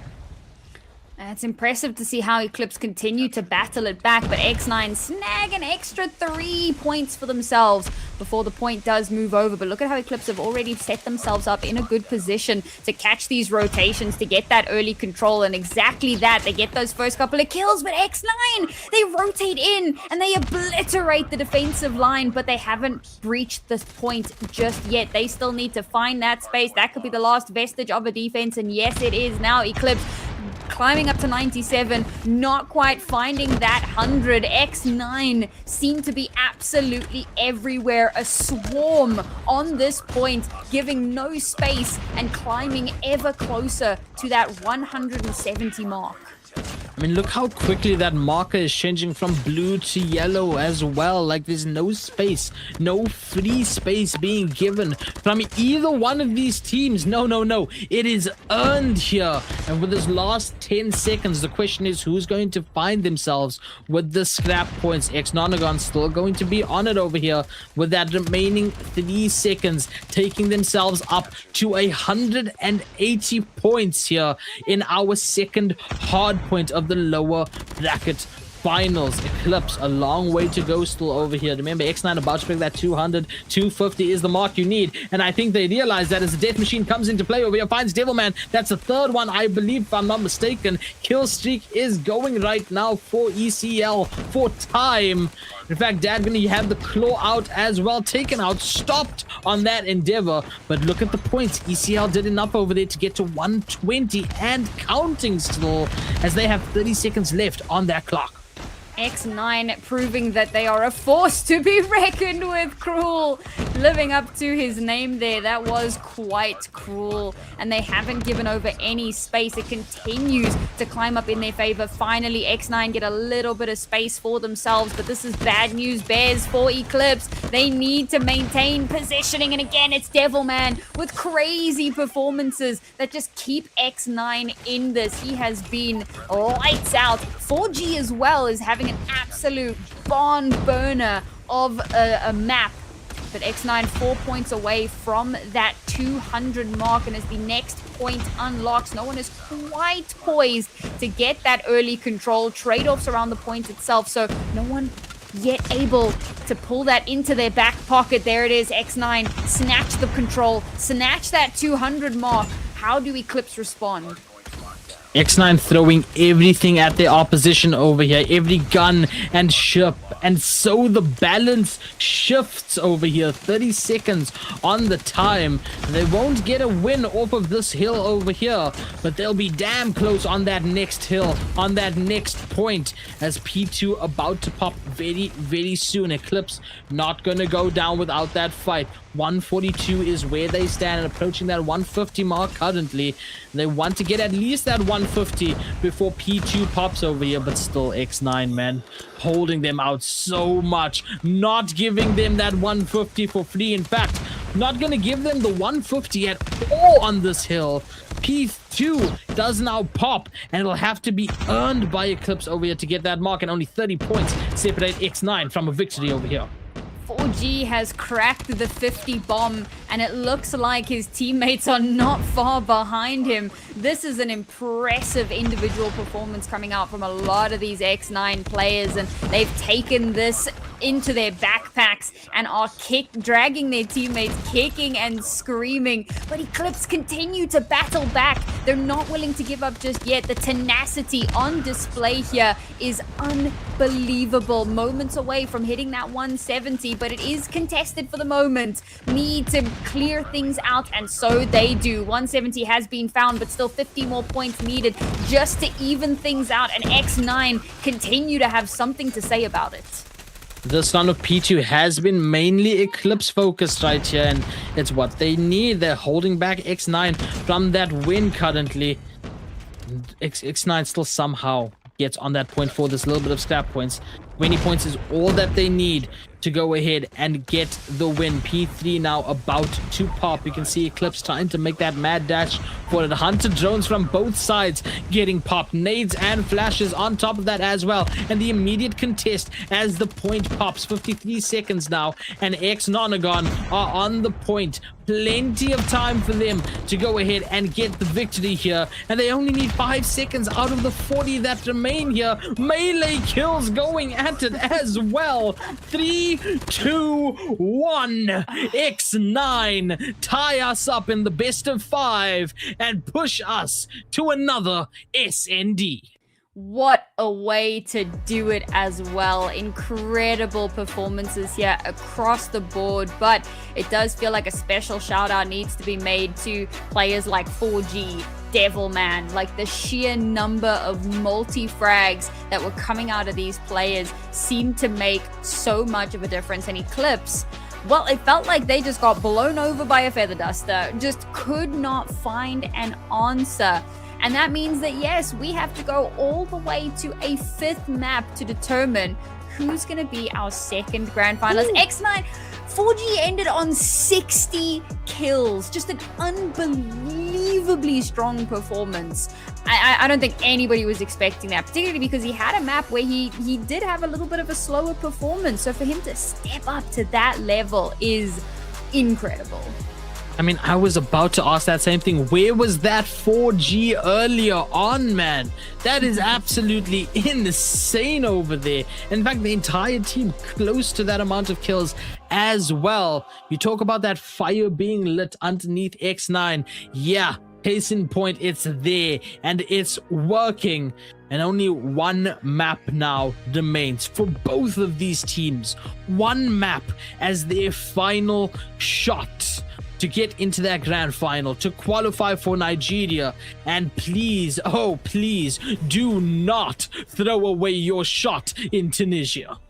Well, this is the thing, right? Because you could look at this and go, well, they lost the last SND, so, you know, maybe, but they lost the very first hardpoint as well. And they still managed to come back and turn things back around in their favor. So you can't really look at the previous performances and draw too many conclusions from that. Sometimes it comes down to what can you do in the moment? How deep can you dig when your back is against the wall to come out on top? So this is, I think, one of the most exciting series. Obviously, we've got our grand final a bit later, but on paper, that's probably going to be a little bit more one-sided. This lower final is an absolute banger. And you know what? There is a part of me that is so here for the X9 redemption arc in the grand final to come through as the underdog. And I'm just going to go ahead and say it.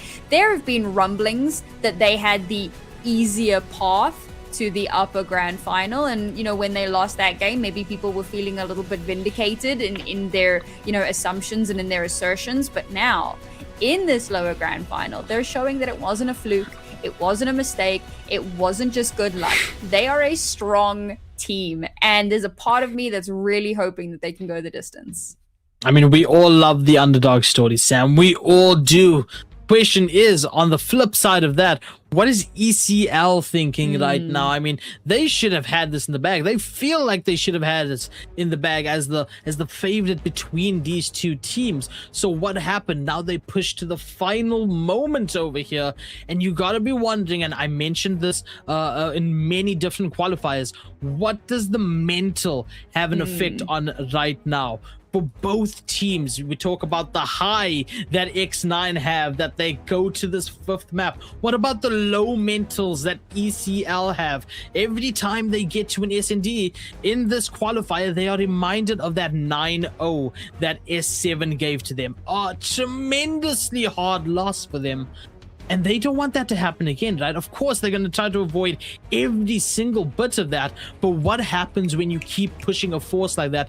You tend to make mistakes. And that mistakes can snowball very easily against you. So I wonder what ECL is feeling and thinking at this moment in time as we get ready for Tunisia. I mean, bearing in mind that for X9, I've kind of kept repeating it over and over, but in these long days, it is something to keep in mind. This is map number 9 for them. Sorry, Eight? Eight. Eight. 3 maps in the first series. They've already played 4 more maps. So now this one will be their 8th map of the day. And of course, if they win here, it's another 3 to 5 or 3 to 4 maps that need to be played out. So there is so much that this team is going to need to get through if they want to find themselves as the champions. But the real prize, the real big thing is winning this game and securing their spot at the Africa Cup final LAN next month. So we dive now into our final map of this series. And of course, it'll be Eclipse to open up the round. Hard timing coming out there in a classic show of checking corners. Numbers dropping on both sides over here. 3v3. Make that a 3v2 numbers advantage towards our attackers. Eclipse on point right now and ready to go ahead and plant that bomb. And it will be successful over here. Pressure now put onto X9. 45 seconds to get that defuse. And only Chef and Any as the last ones to remain here. Shavi, Time, and Dad. I mean, these guys have been performing the entire day, whether it's through the sheer amount of kills that they've gotten or the frags that were so desperately needed. Let's see if they can pull it out here as well. Shavi finds one on Any, leaves us in this 1v3. Chef looking for the snipes, cannot get it against that SKS from Dad. And a strong start over here from Eclipse, who got a very, very early plant in that round. That was a solid way to end out the round there to get that final kill. And for Eclipse, this is it. That first step towards victory, the journey of 1,000 miles. Well, it already began, and this is that one step closer for them. Looking to see who's going to come out on top with the early frag here. We do know how much of a difference that can make in the long run. And again, it's a little bit more of a passive hold for the moment, looking to see where these players opt to push in for. And we know it is looking like it's going to be a little bit of a B hit here, but Chef holds down the line, finds that first opening frag and gives them a little bit of room to breathe. But the turnaround is exceptional. A double kill to bring the numbers back in Eclipse's favor. I don't think the plant got confirmed over there by Dad. The attempt was there. It was less than a second off of confirming and then immediately cancelled by X-Nonagon. So we'll see if that actually goes through now from Krull. Yes, it will. 45 seconds. Close encounter over here. Though from 4G gets the double. Walking into that is Krull. How unfortunate. Unfortunate timing on the run up of stairs, and the defuse will come through. A point on board for X9. And you talk about this journey of 1,000 miles. You know that these teams will walk those 1,000 miles just to get to that grand final tonight.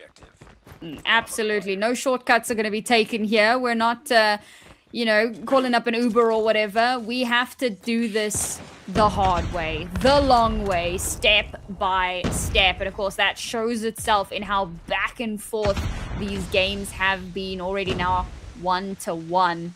Let's see which one of these teams can come out, grab the lead here, potentially turn it into a little bit of momentum. Caught unawares, directly running into each other, but it's Eclipse to find the advantage, and now Chef is left all alone. What can he possibly accomplish? Man against the world. Bomb is down as well for our attackers, and yeah, just a clinical cleanup from Eclipse over there. So quickly the numbers dropped after that initial encounter. Eclipse walking away victorious on that round as we enter round number 4 right now. And I mean, Eclipse doing really well. Doesn't seem to have let the mental get to them within this. For X-Nonagon, you've got to be thinking, and I know a lot of people will say otherwise, but the fatigue is real. Playing 8 maps here so far, and then you still have some more potentially further on. The fatigue does kick in, and it results in little mistakes like that where you don't check the stairs in front of you, and you push through and get eliminated. 4G also taken out in that endeavor. 3v3 is where we stand. Devilman, Chef, and Yuki up against Coco, Cruel, and Time. A minute 20 left on the clock for our attackers over here as they seem to be rotating over to A, but Devilman on that rotate towards A as well.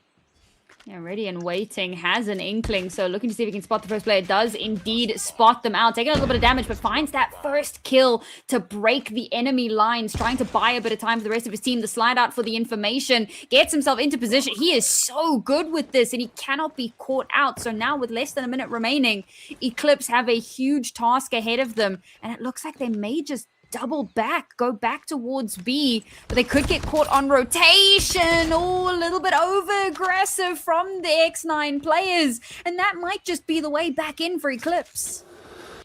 Back over to B, get the plant down. Meanwhile, approaching from A's side is Devilman. Ooh, turned away for a second over there, Coco. Got me worried over there, but still gets the kill nonetheless. 3-1 in favor of Eclipse, and they just need to roll with this momentum.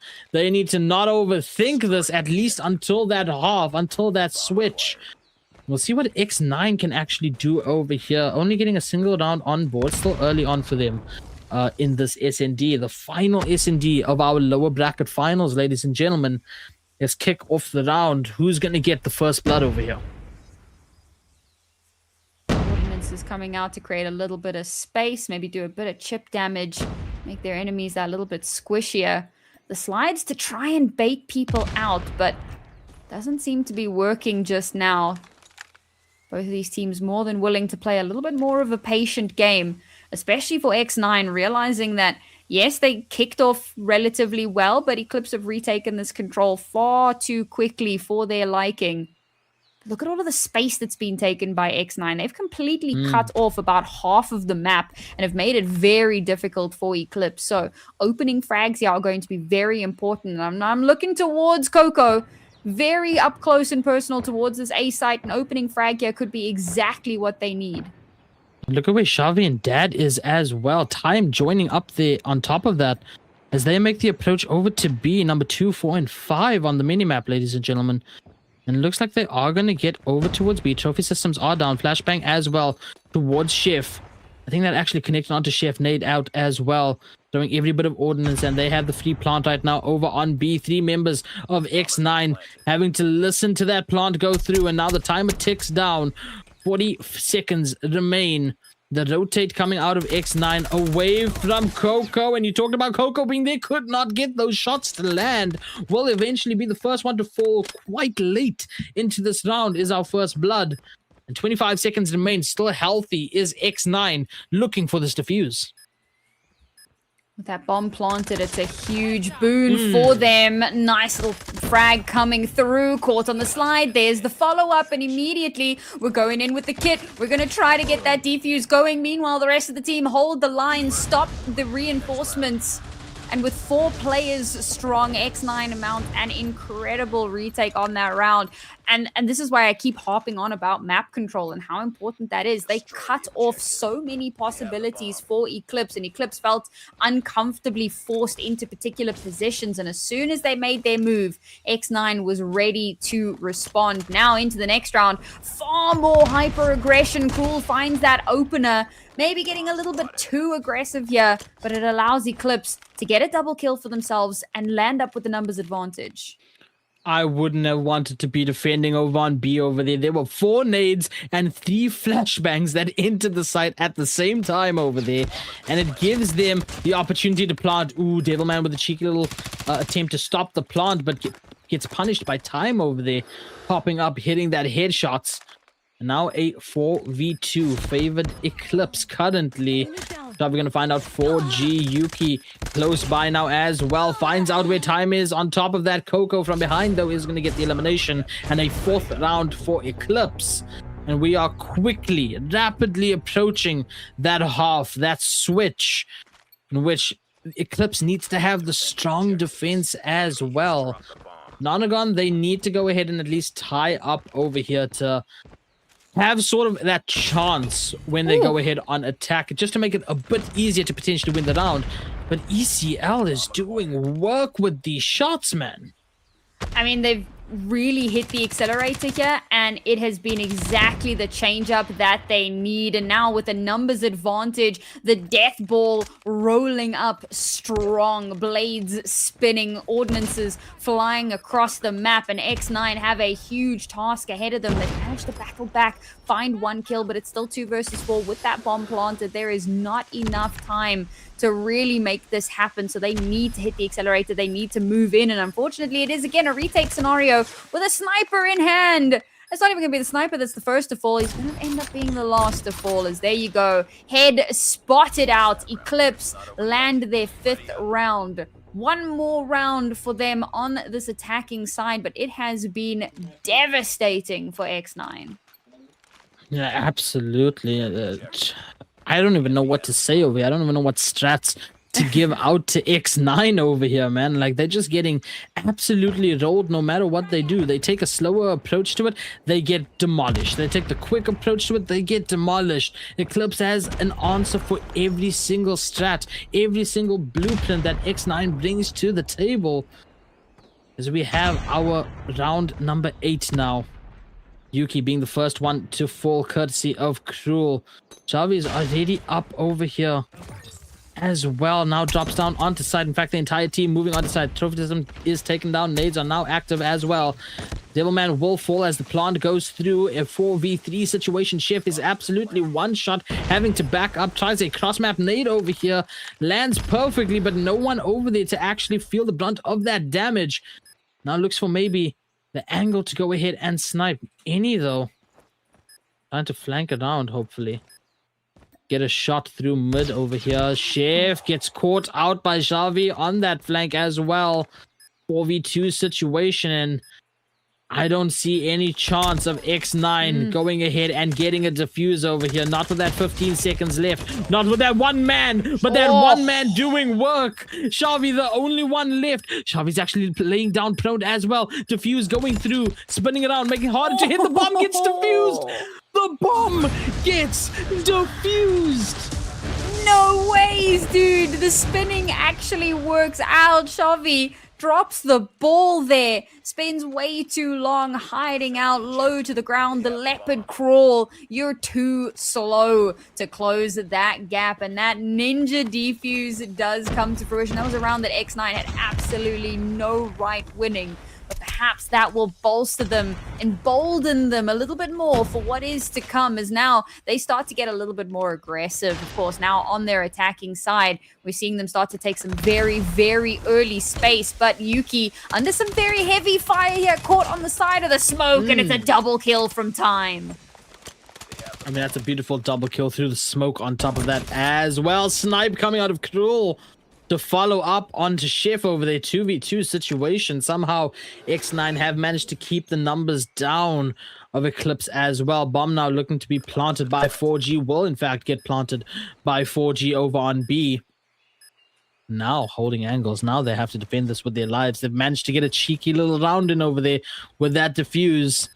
They need to go ahead and keep any bit of momentum from that rolling, as the attempt now to enter sight from Eclipse. Coming through, rotating around. You look at that minimap where 4G is placed up as well. They may not check that angle whatsoever. 4G, in fact, slides down, gets hit with a sniper shot in the leg. Weak enough to go ahead and get a pistol shot. And my God, Cruel is absolutely cruel with that sniper. We'll go ahead, attempt the defuse, and we'll get it barely, by the way. Barely getting that defuse. Getting a 6th round on board. Listen, we talk about how dangerous it can be to take those retakes with a sniper in hand. Cruel showing that it can absolutely be done. You know, the weather's got to be just right. The stars need to align, but he does it. He clutches up a round, and after losing that previous round, it was a much needed clutch. There you go. They find that opening frag as well. Misses the shot this time, but Time is there to make sure that it does go in their favor. The counter sniper lands his shot, however, and we're back now into even settings. 4v4, where we stand, 1:30 left on the clock, 90 seconds to work with over here for our attackers to get onto site, to get that plant, to hopefully defend it. and not let the ninja defuse that they've brought into this map happen to them. Look at the split right now over on Eclipse. They sort of know that this may be an A push, so the rotate's coming out as well. Devilman, the first one to get the elimination. Dad falling over there, unfortunately. Cruel Sniper still in hand over here. Gets the one, peeks up top, spots up top, but cannot land that shot. Now just going to focus on main perhaps over here. Maybe wait for them to push in. They do slide in way too fast, though. Still somehow gets the kill, goes for a third. Cannot get the third, however. We are in that 1v2. Yuki peeks out really quickly and gets a 4th round for X9. A much needed round for X9, I should say.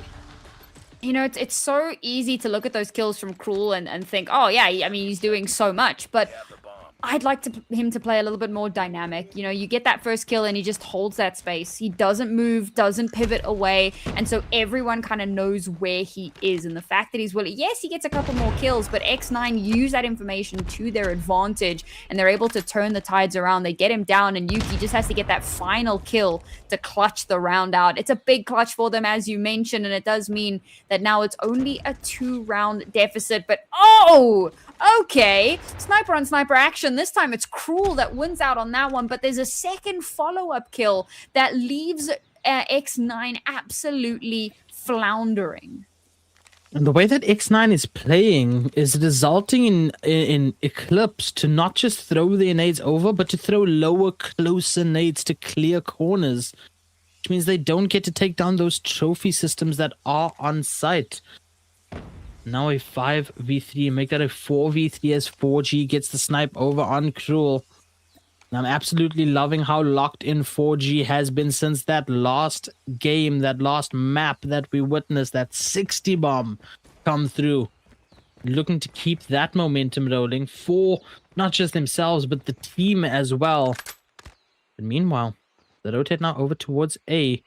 Yuki trying to get a clear, maybe get onto A, get the plant, but we do have, I believe that's time waiting on site. It is time waiting on site with that bell.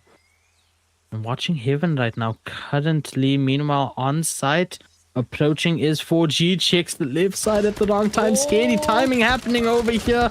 Can't figure out which one to shoot at, but still somehow gets the double. Devilman is down there as well. Unknown over to time. Now has to go ahead, pop the smoke, looks to go ahead and get that plant down, but approaching as rapidly is Xavi over here, deep in the smoke, walks out, finds the gun to the back of the head, courtesy of Xavi, and the defuse comes through, getting a 7th round for ECL. They knew he was there. That's the worst part of it. And after that first kill, he should have been traded every day of the week in that ring around the rosy, but doubles down. Sure, he's eventually taken out, but he's done so much. He's given time over for the rotations to come through, and they can clear out the last remaining vestiges. The retake happens beautifully.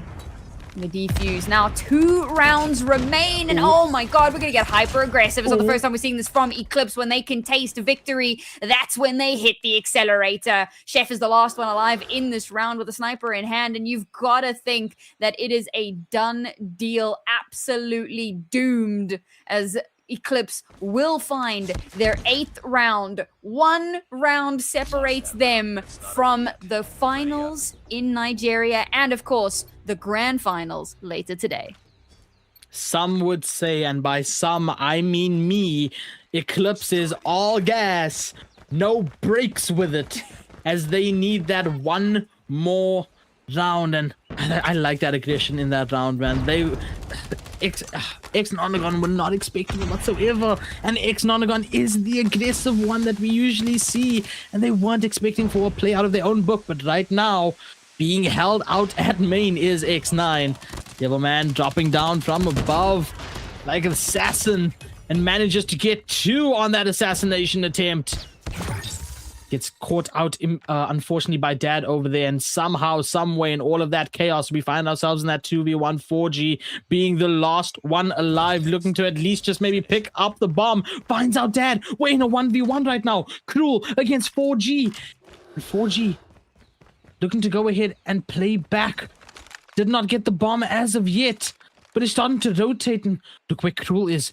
Cruel knows that this rotate's gonna happen. Gets spotted out though. 4G OT says that it's not time yet. A fifth round, keeping them alive for just a little bit longer. I genuinely thought Cruel might have heard him. Like, surely you've heard that rotation. You know that he's right around the corner. I don't know, man. A bit of a tough one, but a beautiful performance. They need to do that 3 more times just to take us into OT, just for that little bit of extra room to breathe. Now, we're not getting the crazy early frags that we had previously. Eclipse realizing they can't be overly aggressive, so instead they hold the line. It's a double kill, a double swing to try and take out Time, but he just cannot be denied. Much like Time itself, he is inevitable. 4G finds a kill onto Cruel again, giving them a little bit of a lifeline, but the advantage is heavily in Eclipse's favor. They know the one shot is down. The sniper is down, even though they lack the numbers right now against ECL. The big hitter is no longer in here. Chef still has that sniper on board. Nade gets taken down. Oh, actually finds Shelby over there. That's a massive elimination as well. Trophy system now goes down onto point. Prevents anything from coming through. Coco gets taken out. Dad with the trade over onto 4G. 4G has been popping off, and that's the caddy now down, unfortunately. 2v2 is where we stand. Devilman and Chef against Time and Dad. The rotate needing to come through over here from X-Nonagon. They need to go ahead and get that bomb, but they might just be playing for the frags over here, for the eliminations, to find an opening. Look at where Time is sitting. Time is on top of the bomb right now. Chef gonna find out where one is. Time is still here on this corner. Chef needs to clear this out. Does not clear it out. Gets spotted on the slide. Devilman not letting it go down just yet. An untimely turnaround results in Devilman getting that shot through. And the TTK of that weapon, that SMG, when that first shot hits, is a lot faster than that assault rifle that was being used. A 6th round for X9. They are not done yet. I genuinely thought the reposition off of the slide was going to be enough. What a shot, Cruel. That's absolutely devastating. Chef just cannot match up to this counter sniper. Once again, it's an advantage Eclipse, but we've seen them lose these advantages before. Need to try and hold on. Look how aggressive they're getting, way into the enemy lines, but X9 battle it back, keeping it toe to toe, 3 versus 3. They have actually managed to plant that bomb as well, so it's all down into the retake scenario for Eclipse. Need to find a way to separate these last few players, but they've set up some decent sightlines for themselves to play off of one another. Need to make sure that they're checking everything, and they're not. First one to fall, the final one, the last player standing will be 4G. Can he make this miracle happen? He can! What a clutch from 4G to bring the deficit to just 1 round. This man has locked in what happened in between the time of the first games to this ones. That's insane. 4G with another clutch up, a second clutch up, keeping the team breathing still in here. Not off of the life support yet. And now they just need 1 round to go ahead. 1 round to tie us up, to keep that miracle alive. I think it's about time. I say, do you believe in miracles if you're an X9 fan? Yuki gets 1 over there. ECL gonna get 2, unfortunately. Get 3, get 4. Chef lost alive. Listen, Chef, if you're part of X9 right now, you gotta do what your brethren 4G has done and clutch this up. 1v3 situation. Here's the downside. The sniper is in play. The bomb is closer to mid. The split of Eclipse is ready for anything whatsoever. And now looking to push through. Looking to find that opening. That initial kill. To spiral into it, but cannot be found. Dad waiting on that little balcony finds the final round in what is the cinematic final map of our lower bracket final, and it goes towards Eclipse. What an incredible series. I think it started off a little bit more one-sided than, I think it kind of started out how we expected. in that one-sidedness. But the fact that we saw such a strong performance from X9, they weren't willing to give up. They were constantly fighting, tenacity, the wind beneath their wings. They played through so many maps today. They kept this series unbelievably close. But at the final hurdle, Eclipse once again slamming their foot on the accelerator and just barreling through them.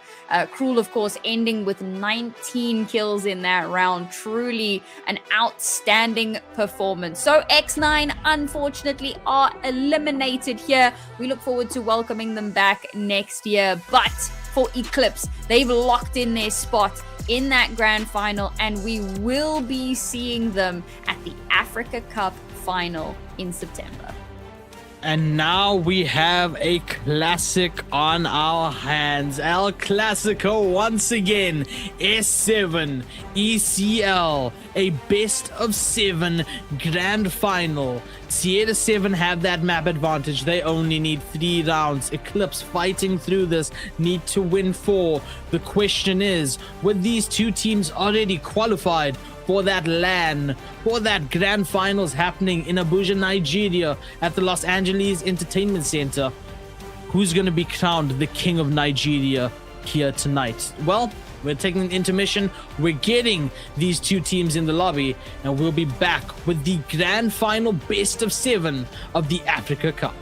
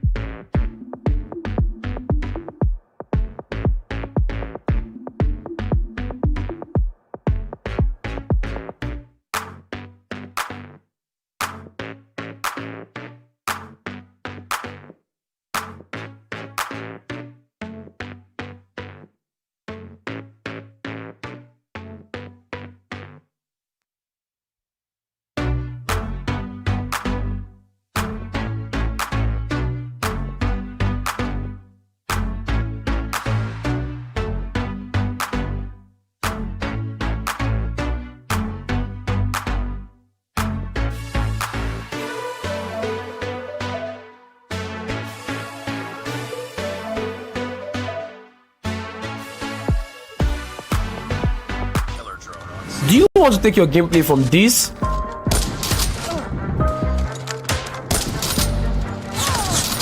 to this? As you can see, the only difference here is, the sniper. But don't worry about it. Qualifier shop is the fastest way to get your COD points so you can buy guns like this. They are fast, reliable, you can use your OP, your pamphlet, anything.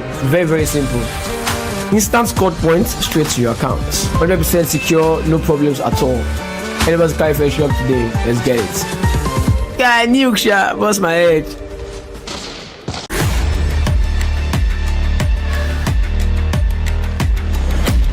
Introducing Carry First discount points.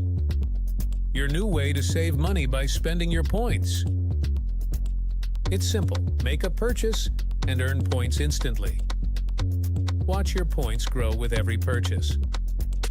Next time you shop, use your points to get discounts and save money.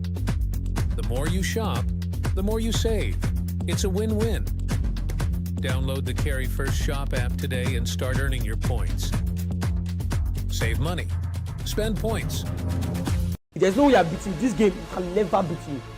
I've been playing since season 1.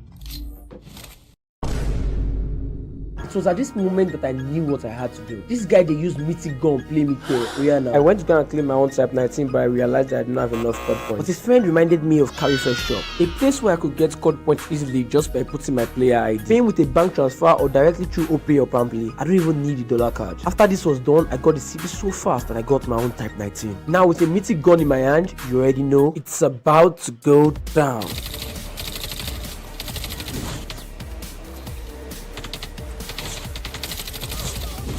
moral lesson of the day: if anybody distress you, get your CP from Qualifier shop. Let's go.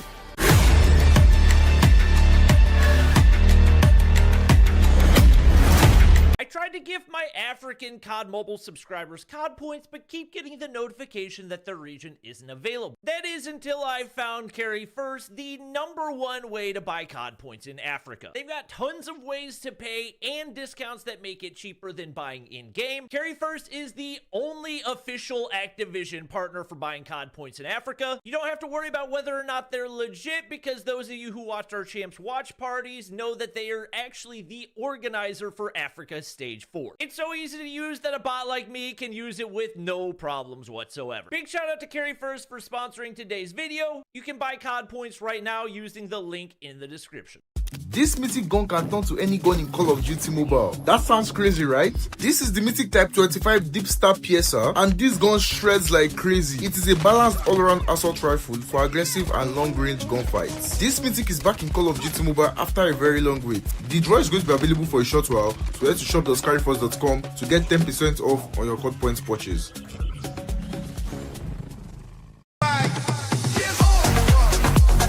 This two-part series follows the historic journey of Bear Clan, the first African team to qualify for and compete in the Call of Duty Mobile World Championship Stage 5.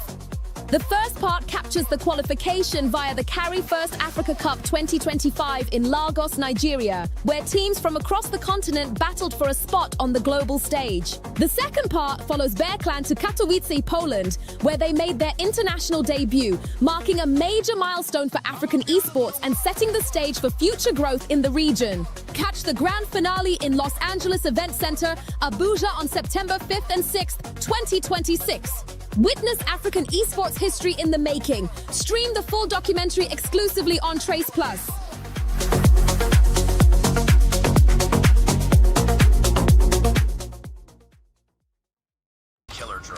Do you want to take your gameplay from this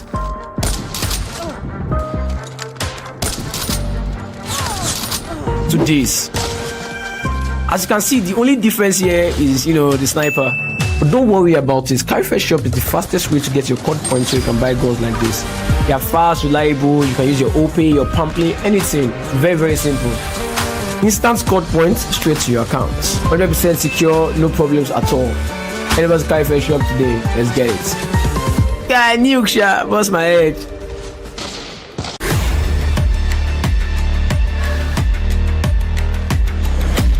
Introducing Carry First discount points. Your new way to save money by spending your points. If you ready, let it be cause you ready. This our time, we coming.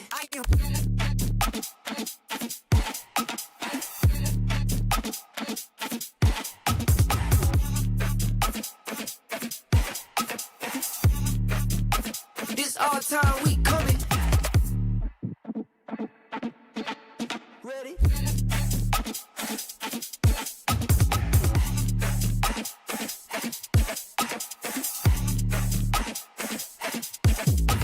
Say it free cause I can. Who these mini me's think I am? Where they envy me, post threat on me, but can't beat me when I'm on 10. Got me stuck on glue, I was stuck on you. ES ring, I went top speed, I've been top 1 in the booth. Put the game on snooze, blessed like I choose. Doubted me, they outed me, now I'm sitting here like proof. Now I'm rolling steady, record synced up heavy. I'm done talking, I told you it, who ready, we been ready. Stand up if you ready, hands up if you ready. Say it loud if you ready, this our time, we run it. Clap your hands if you ready, stomp your feet if you ready. Let it be cause you ready, this our time, we run it. Say it loud if you ready.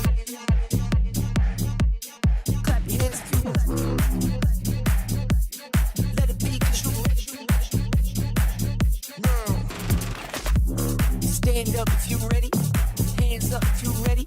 Say it loud if you ready. This our time, we run it. Clap your hands if you ready. Stomp your feet if you ready. Let it be cause you ready. This our time, we run it.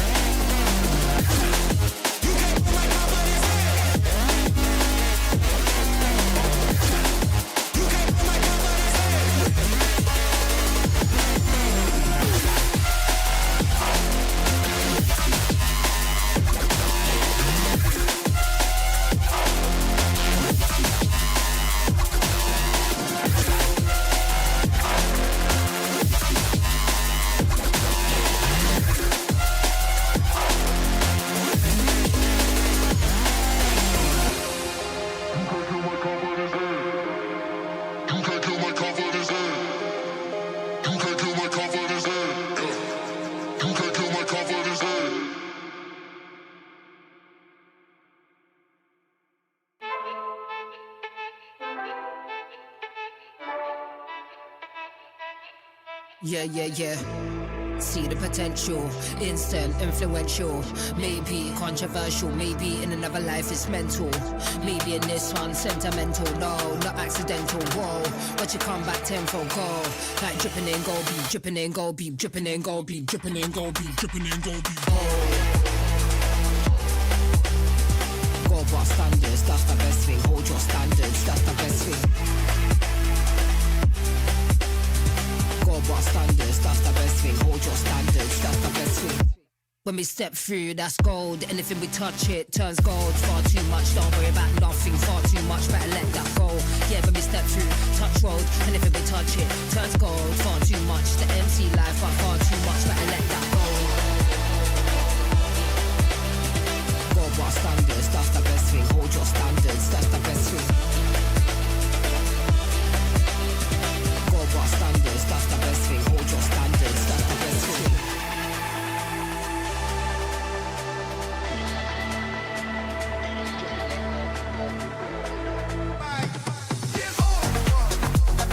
This two-part series follows the historic journey of Bear Clan, the first African team to qualify for and compete in the Call of Duty Mobile World Championship Stage 5.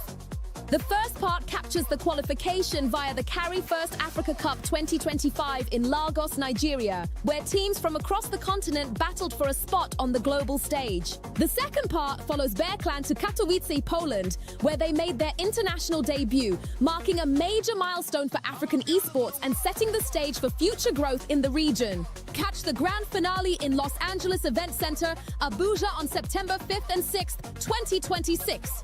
Witness African esports history in the making. Stream the full documentary exclusively on Trace Plus.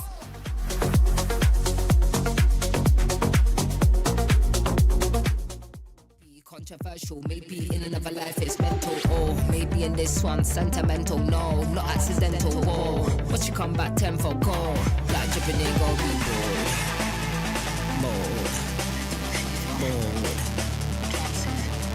dripping in gold, be bold.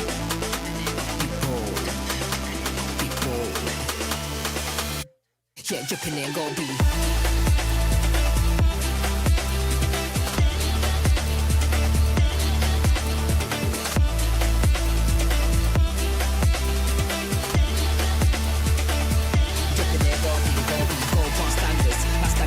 Hold your standards, that's the best thing, hold your standards, that's the best thing, hold your standards, that's the best thing, hold your standards, that's the best thing, hold your standards, that's the best thing, hold your standards, that's the best thing, hold your standards, that's the best thing, yeah. See the potential, instant, influential.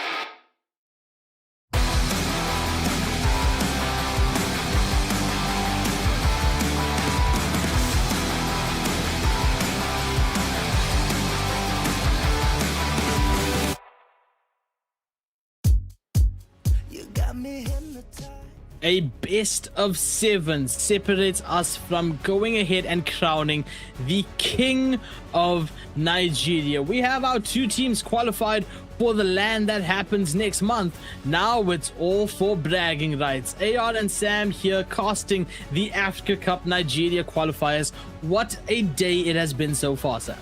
Yeah, I mean, first game, total sweep, 3-0. Second game went the absolute distance. X9 trying desperately to kind of show that their being here wasn't a fluke, it wasn't a mistake. And you know what? As much as they didn't win that game, absolute props to them. You cannot take away from them. They very much deserve to be here. But we are now on a collision course with, as you mentioned before the break, the El Clasico. ECL taking on S7X for what feels like the millionth time. And I mean, talking about S7X, we spoke about how this is the team that has been kind of the darling of the region for quite some time. They you know, throughout this tournament, they were unbeaten. They haven't dropped a single map. They've been to the grand finals 2 years in a row. They're very consistently kind of making top 4. Like, this is a very, very strong team. So for ECL, all of the pressure now is on them to try and find a way to topple these giants. Yeah, absolutely. Of course, that LAN happening September 5th and September 6th, ladies and gentlemen. So go ahead and get your tickets now. It is available over on cup.carryfirst.com. Go ahead and get that. It is happening at the Los Angeles Event Center in Abuja, Nigeria. That's going to be absolutely fantastic. 8 different teams gunning it out to represent Africa at the World Cup. North Africa has their representatives of Paradox, Cyclone and ASG representing Southern Africa, Echo 7 and Mighty Order representing West Africa, and UAHMT representing East Africa, ladies and gentlemen. Here we have S7X and Eclipse, who will both be going to that LAN. And like I said, bragging rights is where it's at. Let's take a look at the maps right now. Of course, in this best of 7, S7X won that upper bracket final, so they get that map advantage.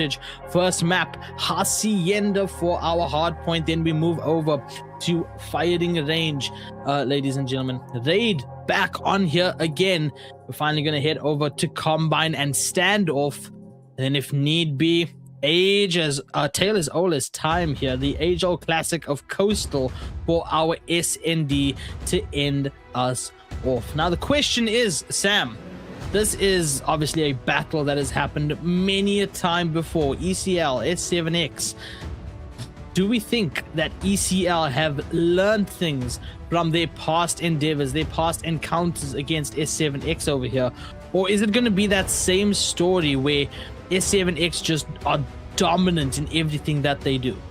Look, I think there's definitely been a lot of lessons learned in the lead up to today, but the real question is, as you mentioned, right, is this just going to be S7X continuing with that dominance? They have won every Nigerian exclusive tournament this entire year except for one. They have been the dominant force in this region, and it looks like they are not willing to give up that crown just yet as we dive into our first map here. But it's going to be Eclipse that managed to take very early control. How quickly do Sierra X find a way to battle it back?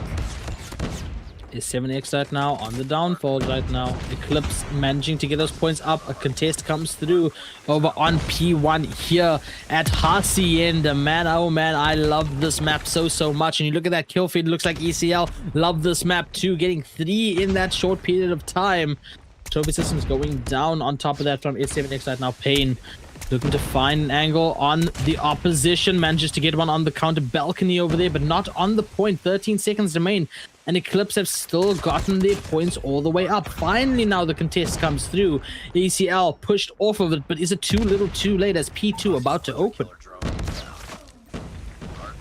Nice little bit of damage being done across the field here, and as we start to move in towards that next point, it does look like Eclipse are going to have the advantage for the moment. Oh, the flank line setup gets deleted, so that gives a lot of opportunity for Eclipse to maintain their hold, but S7X keep battling it back, and they do have a huge spawn advantage here, so very quickly they start to overrun this point and start to build up some score for themselves. That deficit continues to tick down, holding close on this angle. Another kill to follow through, and now it looks like they should be able to even out the score, maybe even push it over the top.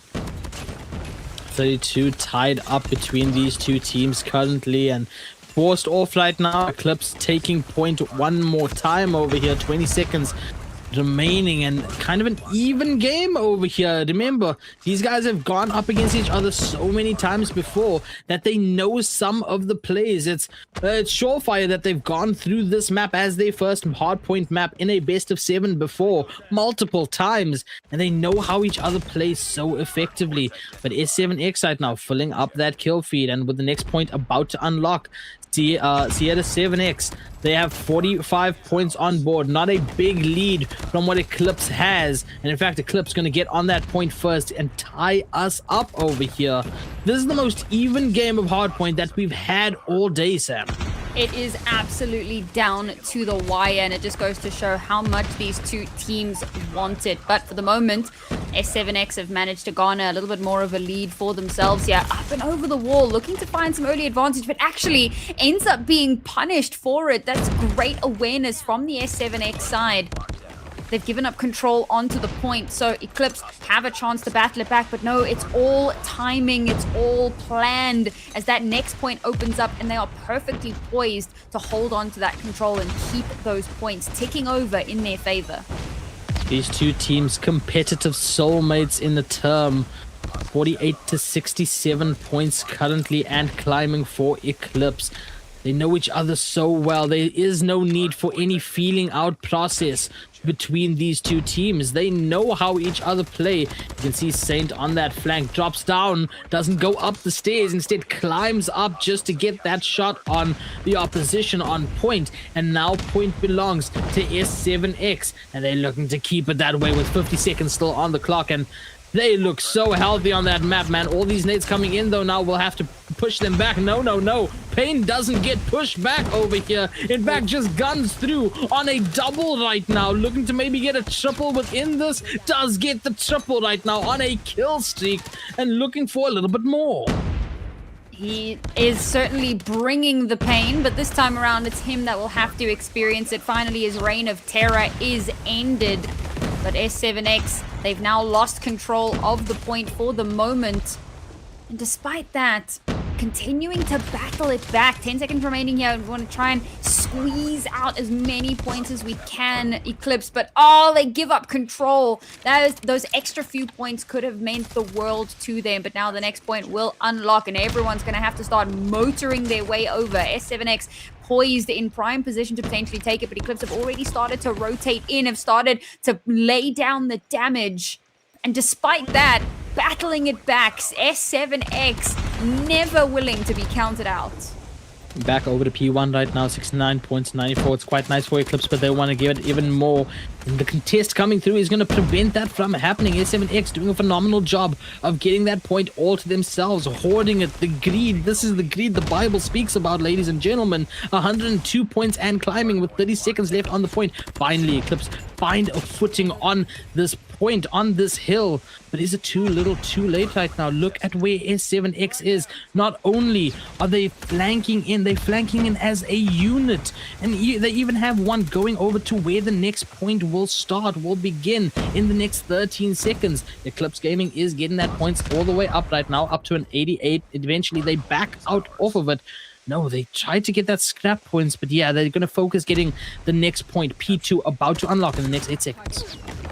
Started off looking really good for Eclipse. They kept it on an even kilter, but S7X have just done way too well to keep that control and kind of keep that moving in their favor. And unfortunately, Eclipse just really struggling here, and a lot of it is coming down to the space that's being held, or the lack thereof. You'll notice a lot of these fights aren't necessarily being taken on the site itself, on the point itself. A lot of them do get taken a little ways away, and that allows for S7X to maintain a lot of that control. But Eclipse now move in to absolutely overrun the point, and they get overrun in return as soon as they find just an inch to work with. S7X are there, ready and waiting to battle it back. And that scoreline continues to tick up, but finally it looks like Eclipse are going to make this a little bit more of an even game again. Hacks with that death machine as well, trying to push out Eclipse, but they managed to get on point nonetheless. A 10-point deficit right now, but still climbing up for ECL. ECL doing a great job right now of backing up the opposition. We do have kill streaks active right now, unlocked I should say, but look at that rotate coming through from Pain. Pain is all the way over here on the next point, P3, about to unlock very soon. The early rotations coming in and proving beneficial off of those eliminations, and now they will get that points up instantly over here. Hacks watching the backline on top of that, and look at that map. Look at the spawns of Eclipse right now, close by, but close enough to the point where they can get trapped out as well. Play coming from Hacks doesn't find anything, unfortunately, but a kill feed. That kill feed may have blue on it, but the points are all yellow right now. Everything's coming up yellow, and it has been for the majority of this map so far. Despite the fact that Eclipse are able to battle back so consistently, they are not able to hold on to those fights, hold on to the space that they get for themselves. So S7 continue to just barrel through them, and they're not afraid to take fights. They're not holding hyper passively. They're more than willing to push out. Okay, a little bit of a smoke will create a bit of chaos for them, and we'll see a few kills coming through, return fire through that smoke. But as soon as that smoke dissipates, they're ready once again to start pushing the line ever further. Unfortunately for them, Eclipse have taken the point, but it's in the last dying moments. Once again, S7X ready and set up on that next point to gain that early control. Yeah, I absolutely love that, man. And it's so beneficial to them. Look, it's only a 30-point difference right now, but the fact that they get there so early, it boosts their points up so quickly, and it puts so much pressure on ECL right now. Xavi trying to go down the back line over here, maybe just climb up unsuspectingly, watching window as well. Spots one out of window, manages to take down Life over there. Now climbs up, tries to take down Hacks, manages to take down Hacks. The 2-kill streak right now. Tempest is out, fires through doorway, finds out where Saint is on an absolute streak right now, looking for a fourth perhaps in the water. Spots out Pain, cannot do anything about it though, and a contest comes through on point. S7X back on the point with 18 seconds as they now approach that 170 mark. ECL left at the 136, and we are about to get back on our rotations to P1.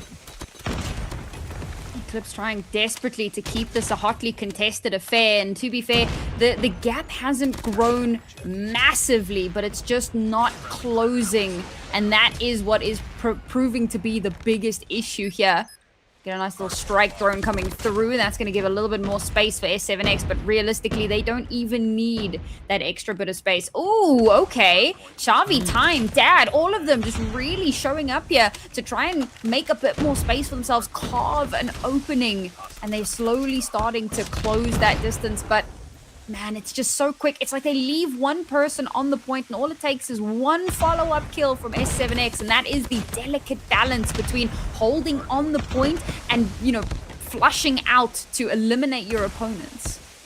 Eclipse must feel like they're fighting a Hydra. Chop one hit off, two more grow. That's how the numbers work for S7X right now.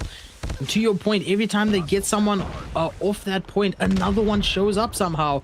And S7X about to cross that 200-point mark right now. 50 points, 50 seconds is all that is left. All that is needed for them to get a second point on here. Yes, remember, a second point, ladies and gentlemen. They have a map advantage. They only need to win 3 maps, whereas Eclipse needs to win 4. Claw is out right now for Live watching Stairs.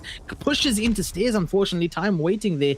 Now Time trying to go ahead and take P2 over here for Eclipse. And in fact, will do so with the team. A couple of sprays towards Stairs as well, pushes back the opposition. 155 and climbing with 45 seconds I should say on that clock ticking down. They need to hold this for as long as they need to, because only 40 points is what S7X needs right now. And as you say that, S7X do actually take that control away. The point is now firmly in their stand. No. And despite the fact that they keep pushing themselves onto the point, throwing themselves on it. They're just throwing themselves into S7X's crosshairs. This is becoming a mad dash to contest, but finally, they do manage to crack a way into it. Only 14 seconds left with this point, though, so even if they max it out, there is still another opportunity for S7X, and realizing that, you can see they're probably going to start moving to... In fact, it's Eclipse that started to move early here. That's an interesting play. I thought S7X would go for that, give over those last couple of seconds to secure themselves those next few points, but no, already Eclipse ready and waiting on this next point, so S7X need to rotate in, but time is certainly on their side. I mean, I like that rotate, though, or the lack of rotate, I should say. S7X, they focus on the scrap points. They get to the even number of 230, only 20 seconds needed. And even though Eclipse moved to that point early, they haven't gotten onto point until now. Maybe 1 or 2 seconds on it, but S7X still pushing them off consistently.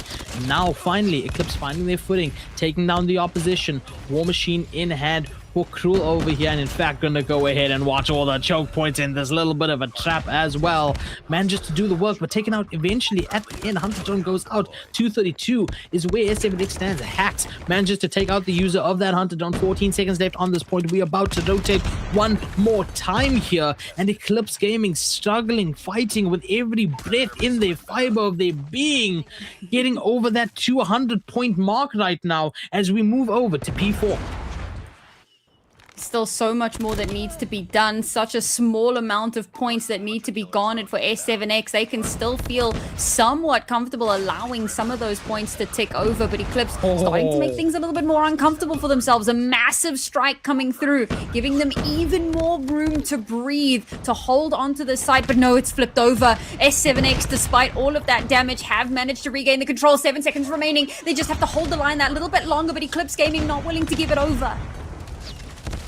35 seconds left on this point as well. The contest comes through. Eclipse, they successfully manage to push back the opposition, but I mean, how much longer can you push back? 7 seconds is needed. Yes, you're getting the points up. If you can hold this for the next 20 seconds, then we're talking. Then we're in the conversation of this is purely anyone's game. But S7X, look at Payne jumping in through the back line, over the wall, manages to slow down the progression, and now on site is S7X. 5 seconds is all they need. 10 seconds left on the clock. 3, 2, 1, and S7X barely by the skin of their teeth, with every shot needed to be thrown out, get the hard point victory, get a second map on board, and make things a little bit harder for Eclipse in our grand final here. That is an unbelievable way for that to end. It actually felt for a moment like Eclipse were back in it. 26 points was all that stood between them and victory. But S7X, that slight amount closer, were able to carry it over the finish line. And to Eclipse's credit, I mean, they held on to that point in those final moments for an incredibly long time. But the regroup from S7X, the fact that they were able to kind of get together as a team, reset, hard reset, and then kind of funnel in as a group to just eliminate the last people standing. Yeah, S7X won the map, but it's Life who had a phenomenal game. Hacks, both of them over 50 kills. I mean, they fought tooth and nail, but it goes to show once again, it's not about the kills that you get necessarily, and it's all about controlling that space. And now here's the scary part if you're an ECL fan. What's the next game mode that we're going into, and who are we going up against? It's Search and Destroy up against S7X. Listen, we've been talking about it the entire day today. ECL, not a single point on that SND board, losing to S7X, a complete 9-0 loss over here. And S7X, they know that. They have it in the back of their heads. They know that they've done it before. Looking now to do it again on the finals stage here of the Nigerian qualifiers. ECL not only at this point fight to get a map point, but they fight to not let history repeat itself against their opposition, against S7X. And well, ready and willing is the call, right? We're jumping straight into this next set. And right off the back, Eclipse looking to kind of lay down the law here. 2 versus 1 already have found themselves some space. A huge heroic performance required. Can it come to fruition? Ducking, diving, dodging around the corner. Already has found that first kill. 1 player remains between either of these players. And the first round of the bomb yet to be planted. There's a tap to see if anyone will swing. But Life's not willing to take the bait just yet. Aiming down sights on one another to see who is going to take first blood. It's a game of chicken, and it looks like it's going to be Dad. He is not the chicken. He is the roaster. Roaster? I don't know. History does not repeat. Rooster? History does not repeat itself here. You threw me off. Listen, I'm a bit delayed right now. It's okay, guys. Don't worry about it. History does not repeat itself here. Oh, but Fadi will always repeat those headshot snipes. Fadi will always get those kills with the sniper in our second round over here. Numbers advantage over towards S7X right now. And Xavi again, once again, doing the same thing. Spamming through those walls with that PKM. And of course, that wall banging aspect of it is such a detrimental value to this LMG. You can see even Hacks using it as well. Finds one. Fadi actually falls over there to Coco. 2v2 situation right now. Hacks and Life against Xavi and Coco. Not yet to be attempted. A minute 20 on that clock. You can even see Xavi pushing up over to site. Gonna tap that spike. Smoke goes down for that cover. Beautifully thrown as well. The precise timing. Now being held through the spam from Hax though. I think Hax saw the gun peek through the smoke.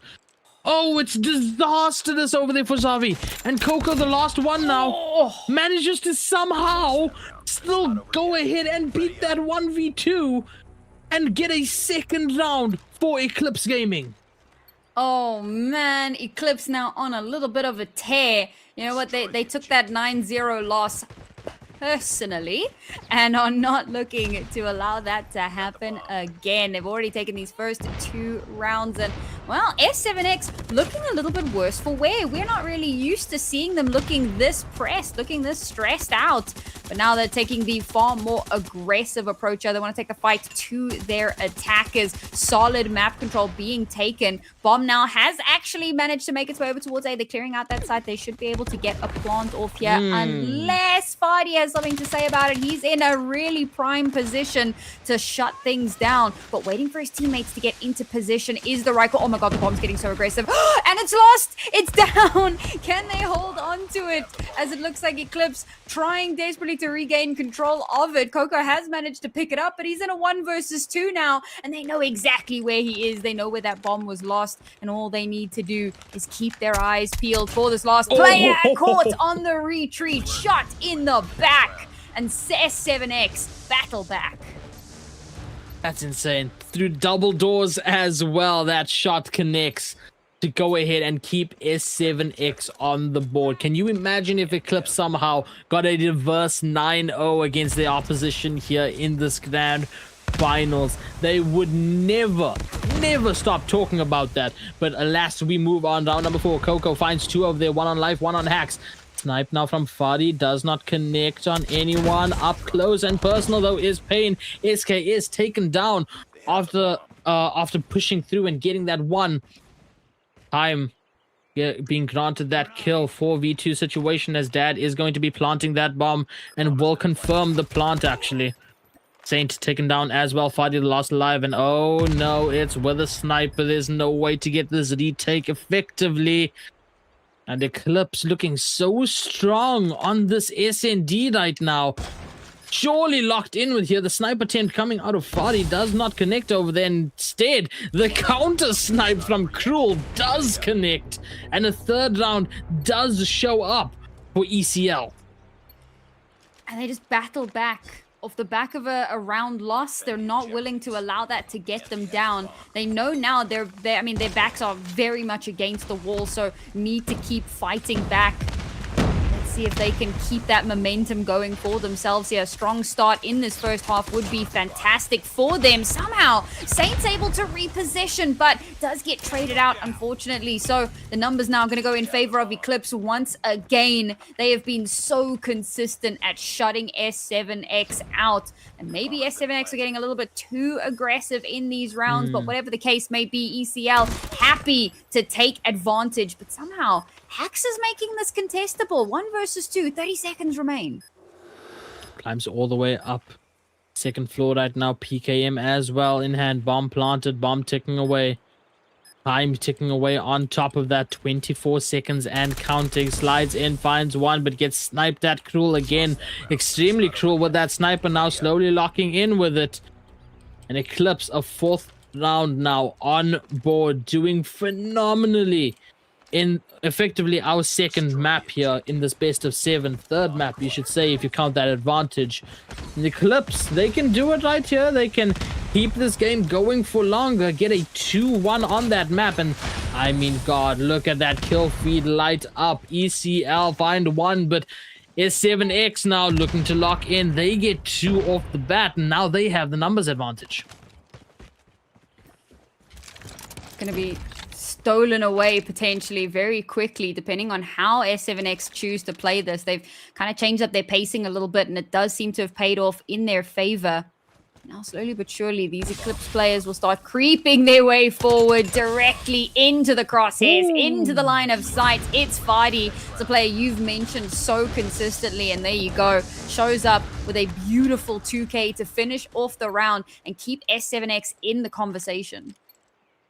Okay, I genuinely feel a bit nervous for S7X right now. This is not what we usually see out of an SND with them. They're so coordinated usually.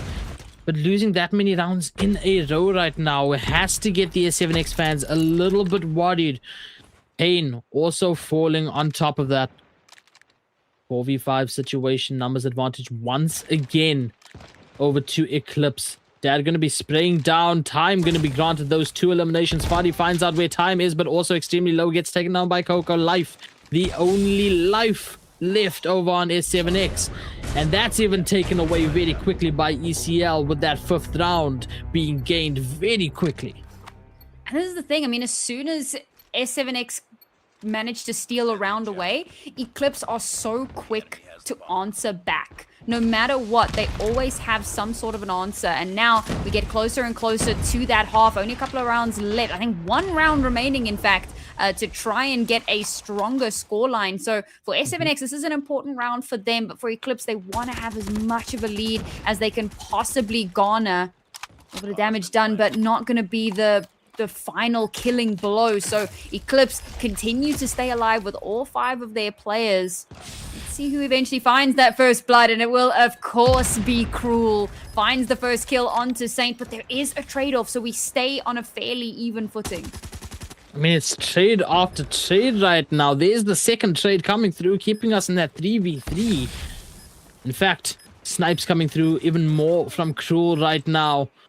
Axe trying to find in this building, does find it. PKM out now off the jump through, but cannot go ahead and confirm that. And where they needed to get a 3rd round to potentially get the 5-3 curse on board, Eclipse Gaming gets a 6th round on our half, on our switch. And now let's see how Eclipse's defense is. Let's see what S7X's attack looks like over here, and if they can start making that comeback. That is the question, right? Can Eclipse put up as strong of a defense as they mounted an attack? Already they've lost time, literally and figuratively. 2 of their players taken down so very quickly. Now the shoe is on the other foot as they find themselves in a mad scramble to stabilize off the back of a very rough start to this round. They're playing a very passive game, which we have seen quite a bit from them on their attacking side. But maybe that's going to work out to their detriment. A nice little return fire, but the entirety of S7X has now been spotted. I love that snipe from Cruel. I did not like that nade, threw it way too far. That could have gotten all three off of one grenade. Saint finds out where Cruel is, and Payne going to go ahead, stick the bomb. Bomb now planted, one player left, and that is Dad in this 1v3 situation. You can see on site right now, knows where one is in the building, taps the bomb. Actually going for the defuse over here. Could have gotten it if Payne wasn't on that flank side. And the third round now finally gained by Sierra 7X. And they just need 3 more to go ahead, tie this up. Eclipse Gaming have 3 needed to go ahead and win this SND. And it's looking like S7X's attack is way stronger already than that defense they showed up with. Ooh. Solid opener there from Fadi within absolute moments. Time has been a pretty consistent first blood, which is definitely not a good look for Eclipse. Losing a player so early on and a player as strong as Time is not a great way to kick things off. And now Dad is going to be so quick to follow. Where's the backup? Where are the reinforcements? Players out all on their own. Is this overconfidence or is it a lack of communication? It's hard to say, but you know what? They'll take full advantage regardless. 2v3 situation, numbers advantage to Eclipse over here on their defense. Bomb has been planted, 37 seconds, all that remains. Nade being cooked right now, nade being thrown. Will the nade find out? Saint does not do so. Saint just barely dodging it. Now the last one alive is Saint, but gets caught out from the other door. And defuse comes through. Eclipse a 7th round. Only 2 more needed to go ahead and get a first map here in our grand final for the Nigeria qualifiers. That's a ridiculous recovery as well. They went into that round effectively 3v5, losing 2 of their players so quickly and still managing to finish the round with 2 players alive. You know what? You got to give your props to Eclipse for that, but that is a massive fumble from S7X. We need to see them playing a little bit more clean if they want to have a snowball's hope of winning this one out. For Eclipse, on the other hand, this is a huge turnaround for them and a massive opportunity to give themselves a score on the board. Remember, they came in with a 1 map advantage, so as much as this is a best of 7, S7X only need to win 3 games in order to win out the whole darn thing. And so now we get a ton of damage flying out, but of course it is a favor to Eclipse. They continue to be an absolute force to be reckoned with. Another shot connects, and it's going to be Eclipse hitting that 8th round and putting us on map point. Hitting that 8th round off of a defuse as well, while cover firing down the lane. That is absolutely insane. And they look to do it here one more time. If it ain't broke, don't fix it. The same split that we've seen now on this defense goes through, goes towards B. And in fact, it will be a B push over from S7X. But will it be effective? No. Xavi with that PKM is going to wallbang too.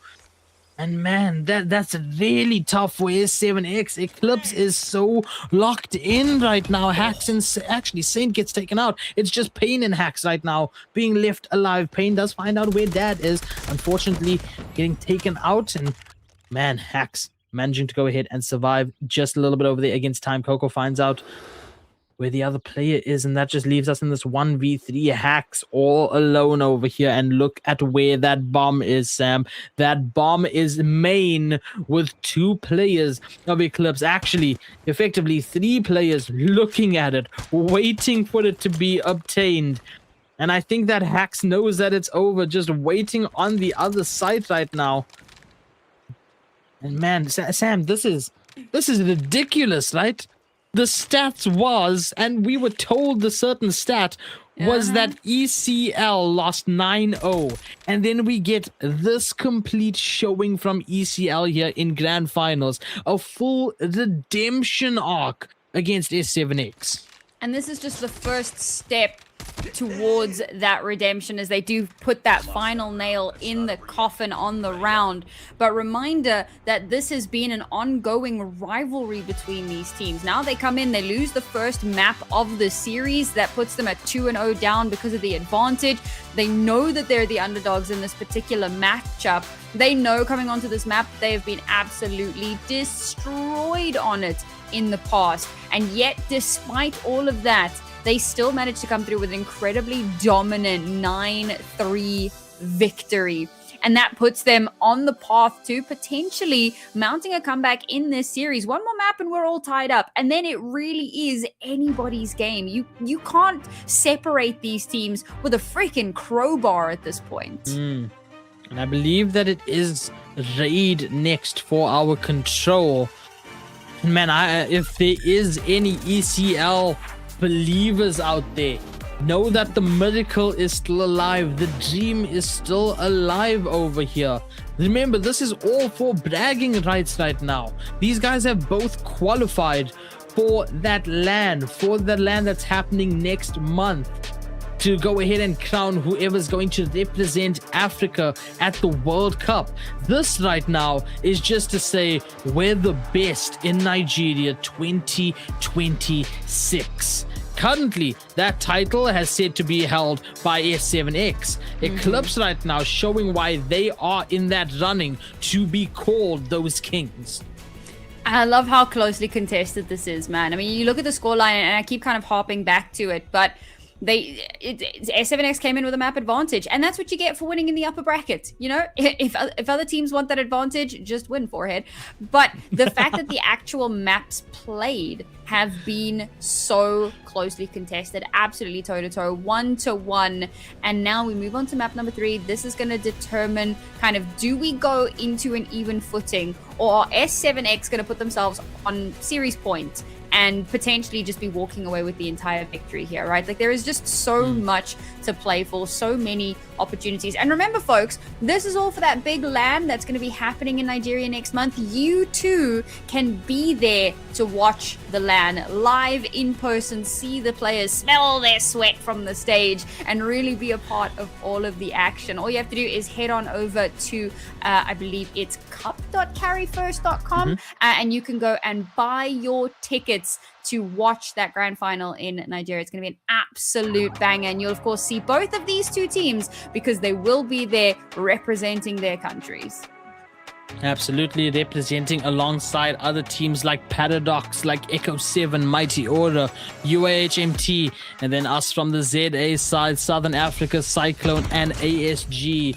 8 teams competing, but right now we talk about these two titans of Nigeria in our control on Raid. S7X on the attack first over here, and I fear that this one's not going to be about objectives, but it's going to be a full-on TDM. Yeah, this is feeling like a little bit of a passion project, I suppose. Both teams taking this quite personally. We also have it on fairly good authority that these teams are not great fans of one another. So that, of course, makes that rivalry that much sweeter. When friends get into the server against each other, it's kind of like, whatever. But when you know that there's a little bit of heat under the collar, it does make for a little bit more of an exciting display. And speaking of exciting, S7X have already capped the second point on B, and they've capped a point on A. Oh my days, they're capping 2 at the same time. Where is Eclipse? What is happening? This is an absolute domination performance as S7X have now taken full control of that B point. A is going to be under contention first, but they've got a massive lead in terms of players in the bank as well.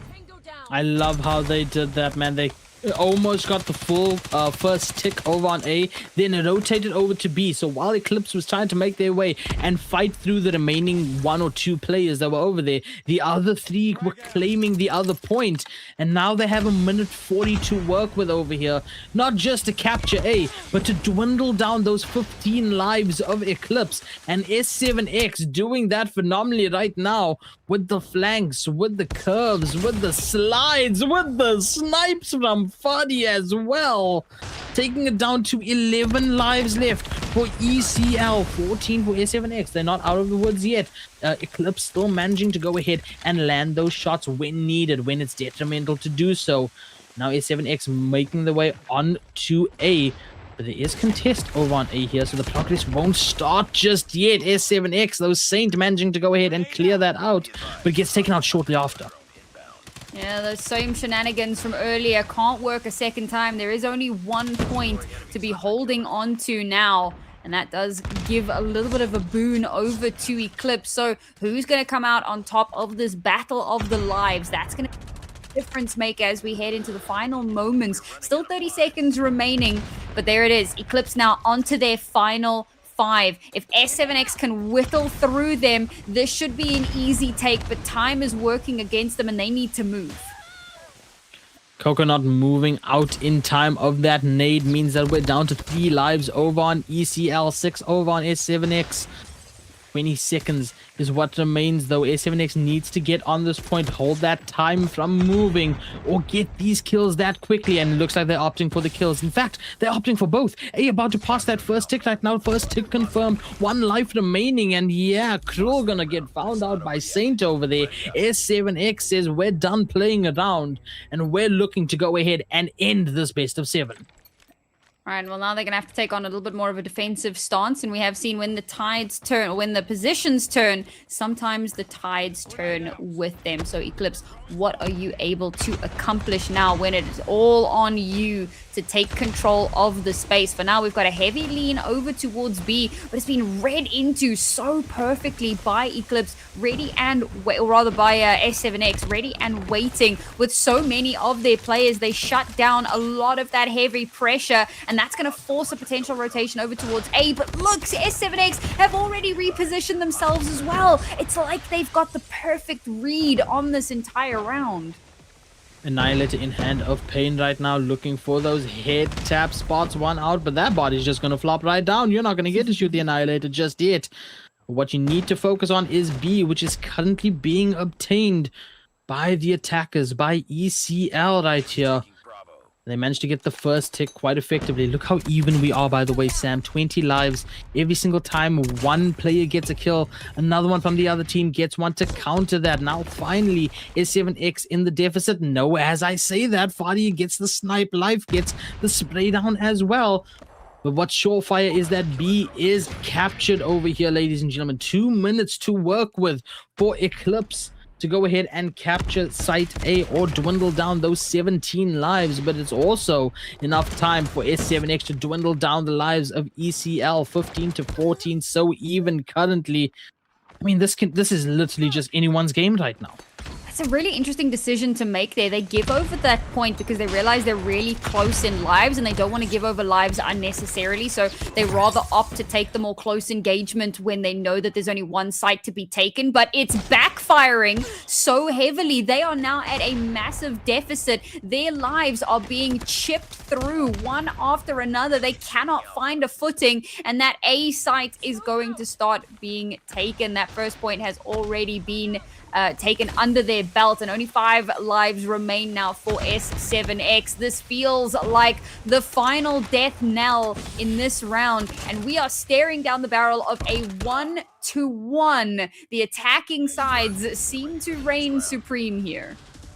As you mentioned, the lives being close, 2 operators get popped after each other. First Coco with the equalizers, then Dad with the Annihilator, and it all proves so beneficial when you look at that scoreline, 1-1.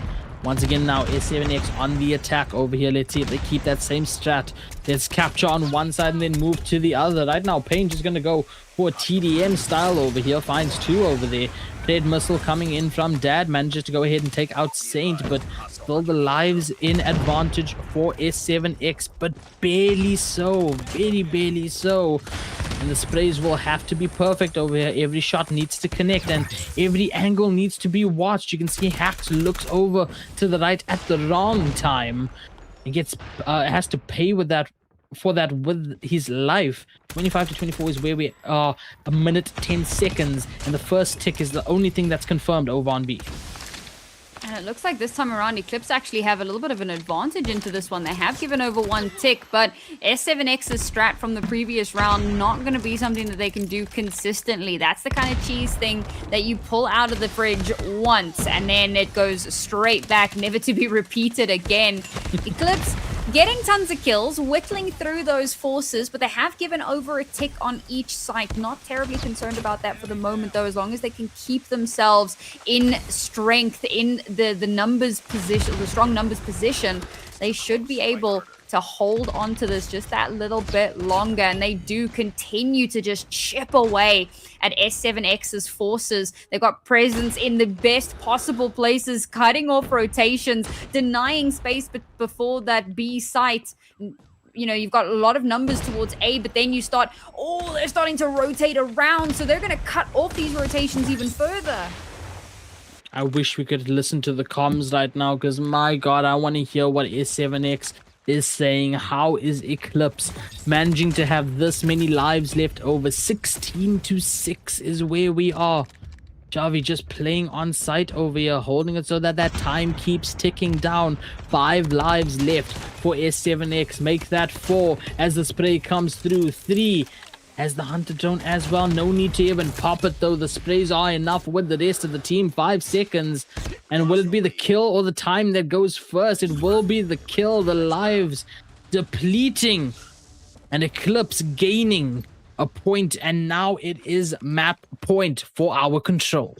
Eclipse doing that with like 15 lives still in their back pocket is kind of crazy when you think about it. You start with 35, so to still have 15 is absurd. And now, as you said, it's map point and they're back in the attacking round. This is where they have the majority of their success, and they have absolutely hit that accelerator once again. But S7X still battling back to the best of their ability. Okay, it looked like there was going to be a cheeky point capture there, but it has been stopped in its tracks. So now let's look for a reset. How do Eclipse continue this push? Fadi with that war machine, gonna find a couple over there. Looking for a third, perhaps. Just a cheeky little explosion in the distance. Meanwhile, equalizers on Coco. Hunting for those eliminations. You need to get value off of this, and Saint pushing up might be the target for it. There's one. Let's see if we can keep this momentum going over it. Dad taken out by Pain over there leaves us to a 20-22 lives advantage right now. SFX. Eclipse dropping a little bit more over there, but managing to look how even they've made this in the matter of a second. They've gotten from a 5 life deficit down to a 2 life deficit. Eclipse is absolutely locked in right now, but so is Sierra 7 as they manage to go ahead and keep the lives going down for Eclipse as well. 15-13, 14-13, 32 seconds. And now the captures, the objective needs to be the point, and 2 operators get popped over on ECL.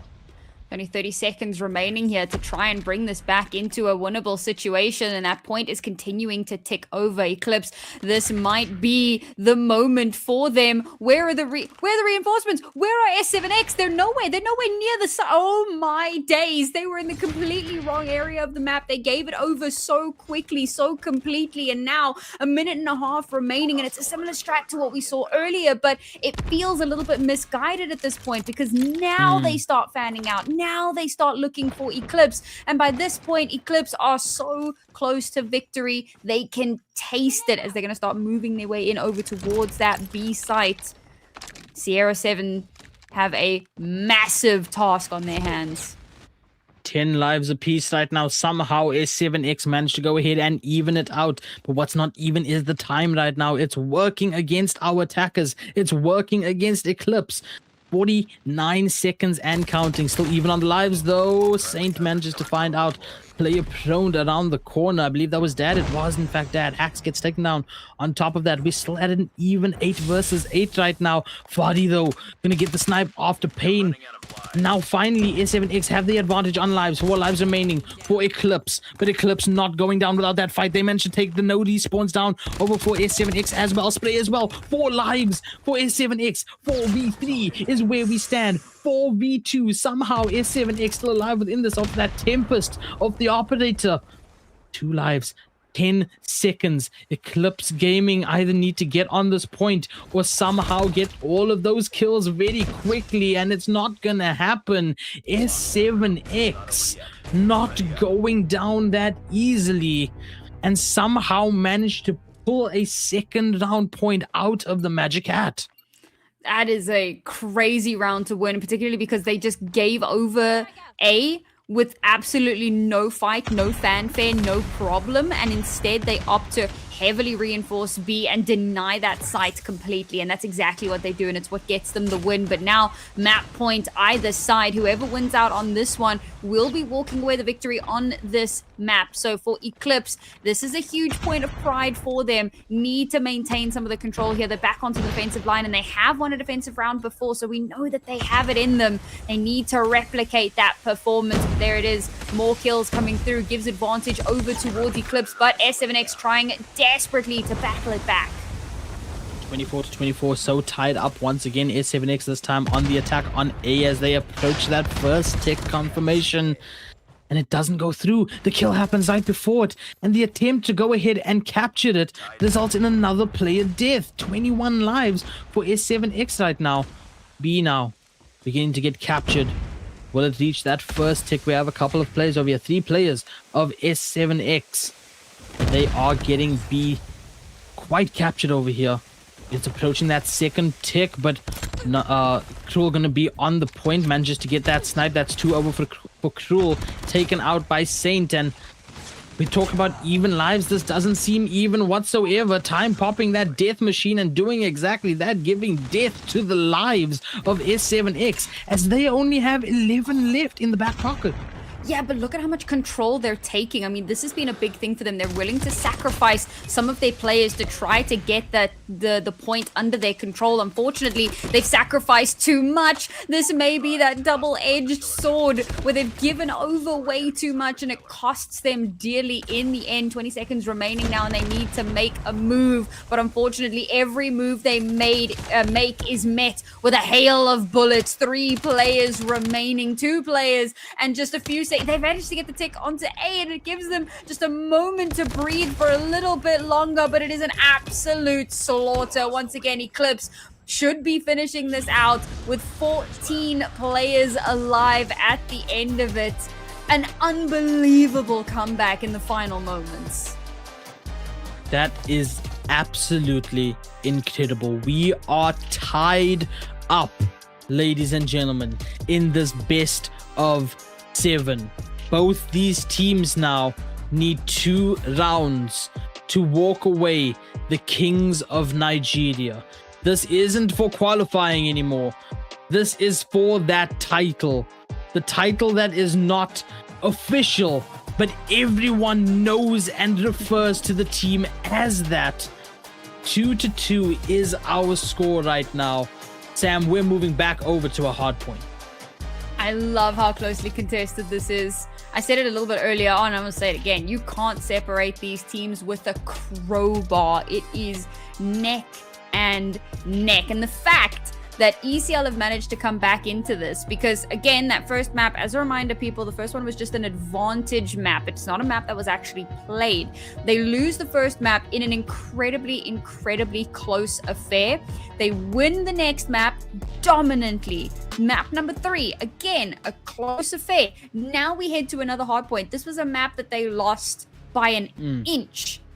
I don't think that there's a world. I don't think that it's crazy to think that they could actually walk away with a win this time. To clean things up a little bit more. They've got 2 wins under their belt. Confidence is certainly something on their side. Everyone is kind of firing on all cylinders. We're seeing these players step up in incredible ways. This could very well be them taking the lead in the series. And also to that point, Sam, after this hard point, which they almost won, we then go back to a control, which they just won. Which, I mean, puts so much on the back of Eclipse right now. But we are going to let the players charge their phones up and get back into the action. So we're going to take a 5-minute intermission. Thank God for fast charging, guys. We're going to take a 5-minute intermission. My phone doesn't charge that fast. 65-watt charges, guys. So we're going to let these guys charge up their phones, and we'll get back with the grand final actions here for the Africa Cup Nigeria qualifiers.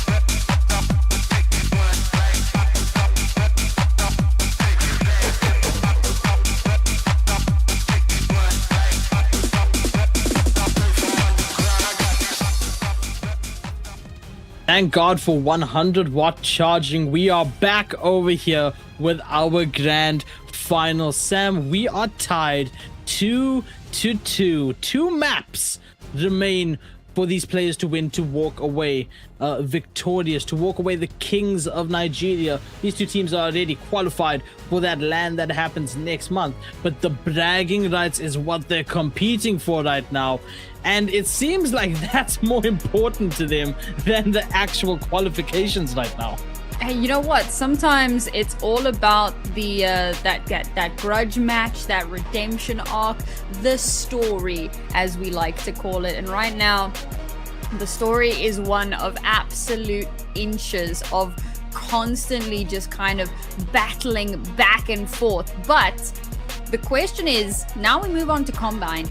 Is this going to be the map where that back and forth continues? S7X takes the next map, and next thing you know, we're going the full distance. Or will this be Eclipse finally getting a lead in this series and potentially propelling themselves to victory over a long-time rival in the Nigerian COD mobile scene? Yeah, so to go back to your point before that intermission, that was a close battle in that first hard point over there. What was it, 26 points if I'm not mistaken, being the difference.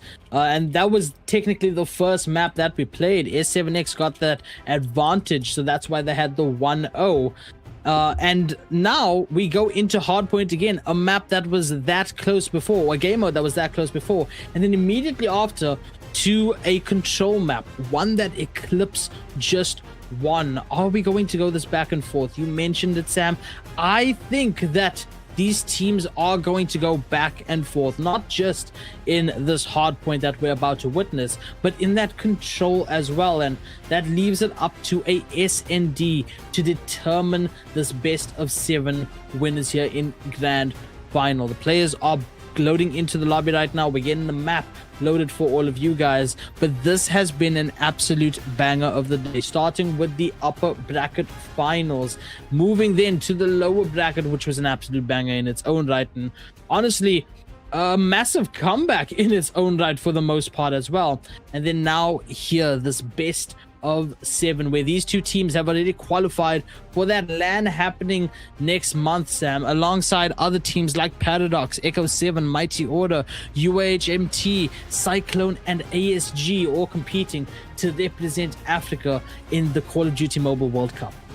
What's really exciting me about this grand final is that, you know, we came into the SND talking about how Eclipse had lost a 9-0 map against S7X, and the fact that they've been able to already, literally on the second map that we play in this grand final, they're able to win out on a map that we had almost counted them out on, and then followed it up with a victory on that next map. You say you think they're going to keep going back and forth. There's a part of me that thinks, you know what, maybe Eclipse are now bolstered.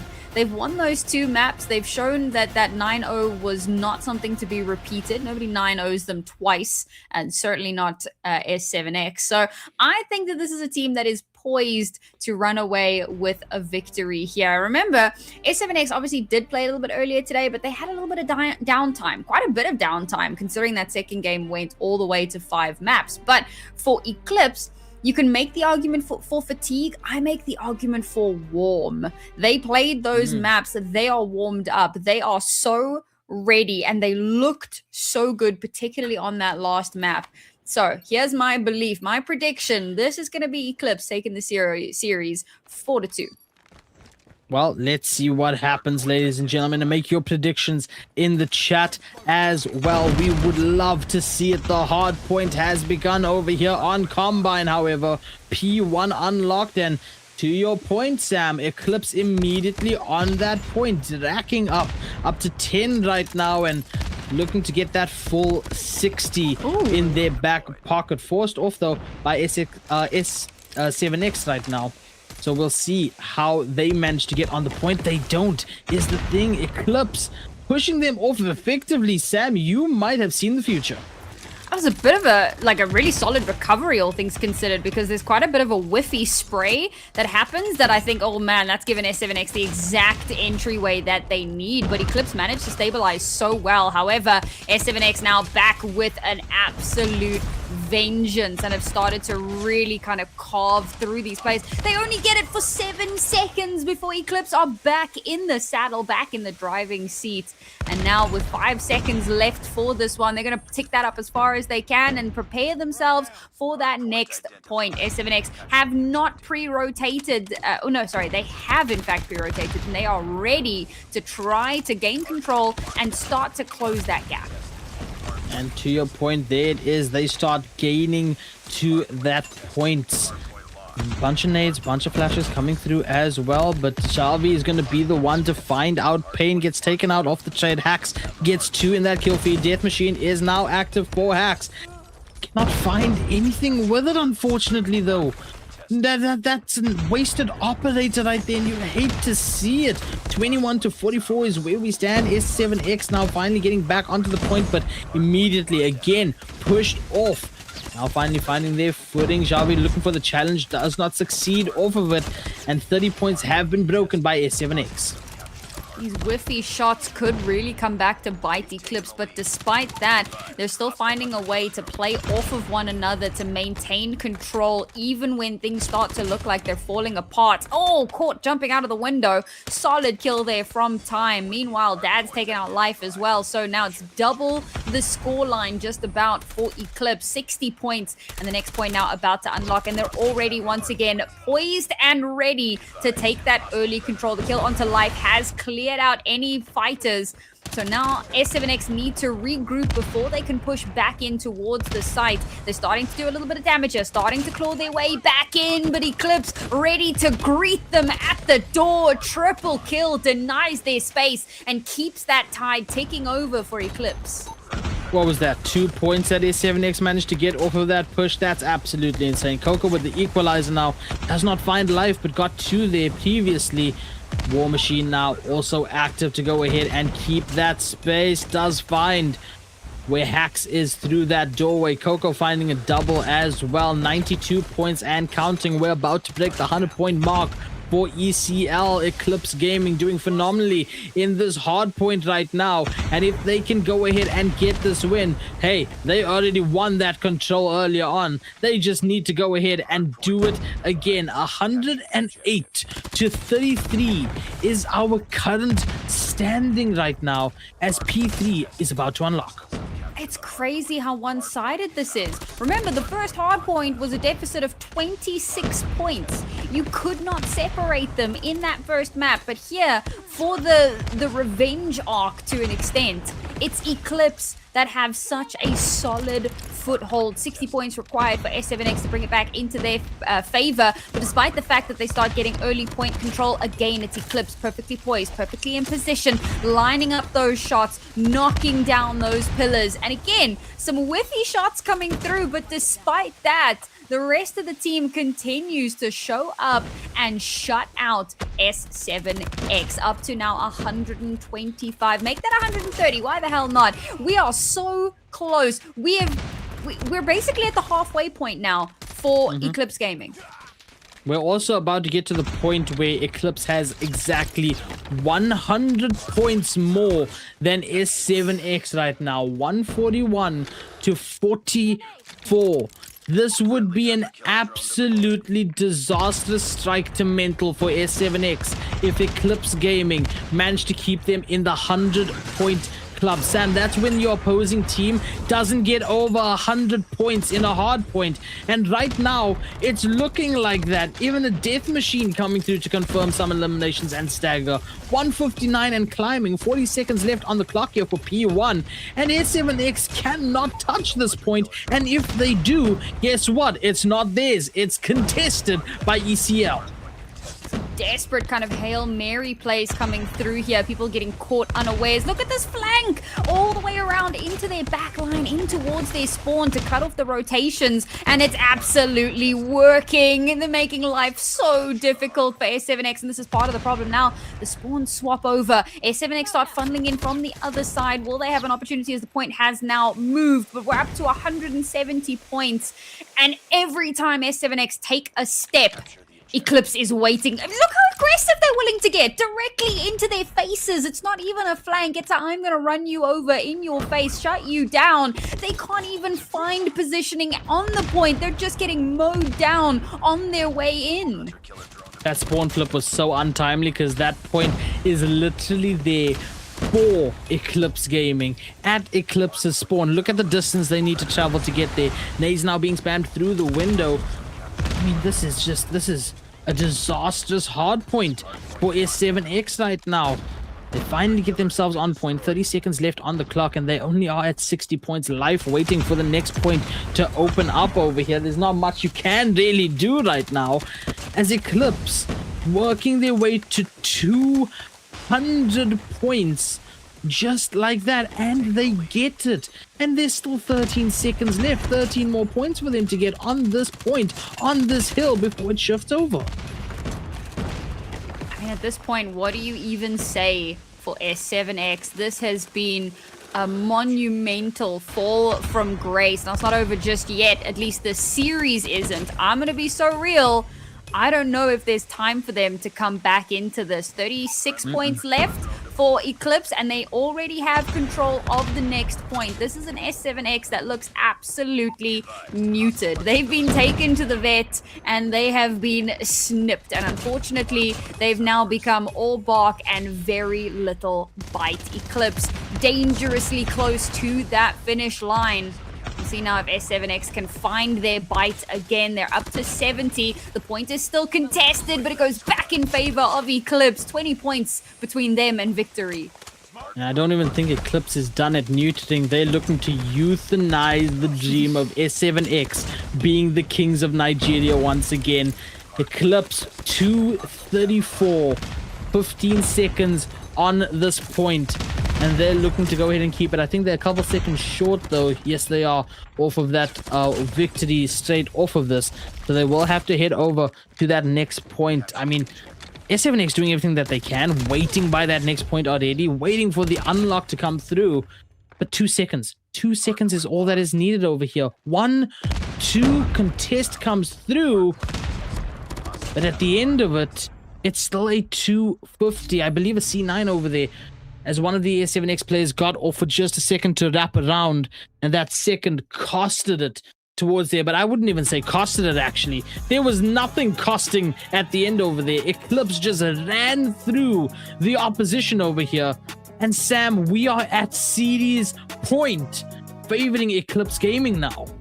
Lost that first map and just drew a line in the sand. When you remember how close that first map was, that first hard point, and you look at this hard point, and it's night and day. There's a part of you that's wondering, did they swap the team names on the HUD? But no, this is exactly the way that it panned out. 44 kills for time. The highest point scorer for S7X was Fadi, and he would have been 5th for ECL, right? Cruel, the only player on the entirety of ECL that ranked beneath him. And that just goes to show the difference that we're seeing in the aggression and the ability to win out those fights, and ultimately the difference between a win and a loss. Now we move on to our next map, and it could very well be the final map.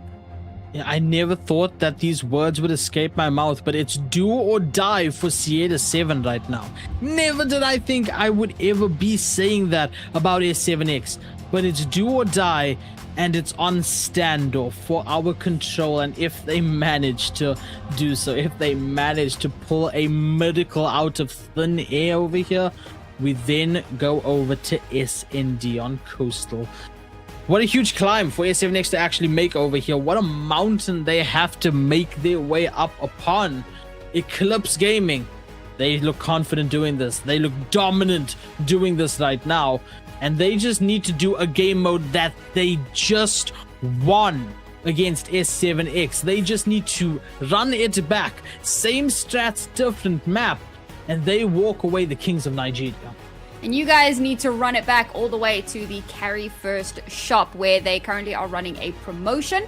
You can go and get your COD point, your battle pass, your season 7 exclusive items only on the Carry First shop. And there is a free legendary calling card, so make sure to go check that out, as well as there's the Deep Star Wraith mythic drop rerun that will be happening as well. So, you know, keep your eyes peeled and go check out the Carry First shop. Now we can run it on back into our grand final, because we keep saying it will not stop being true.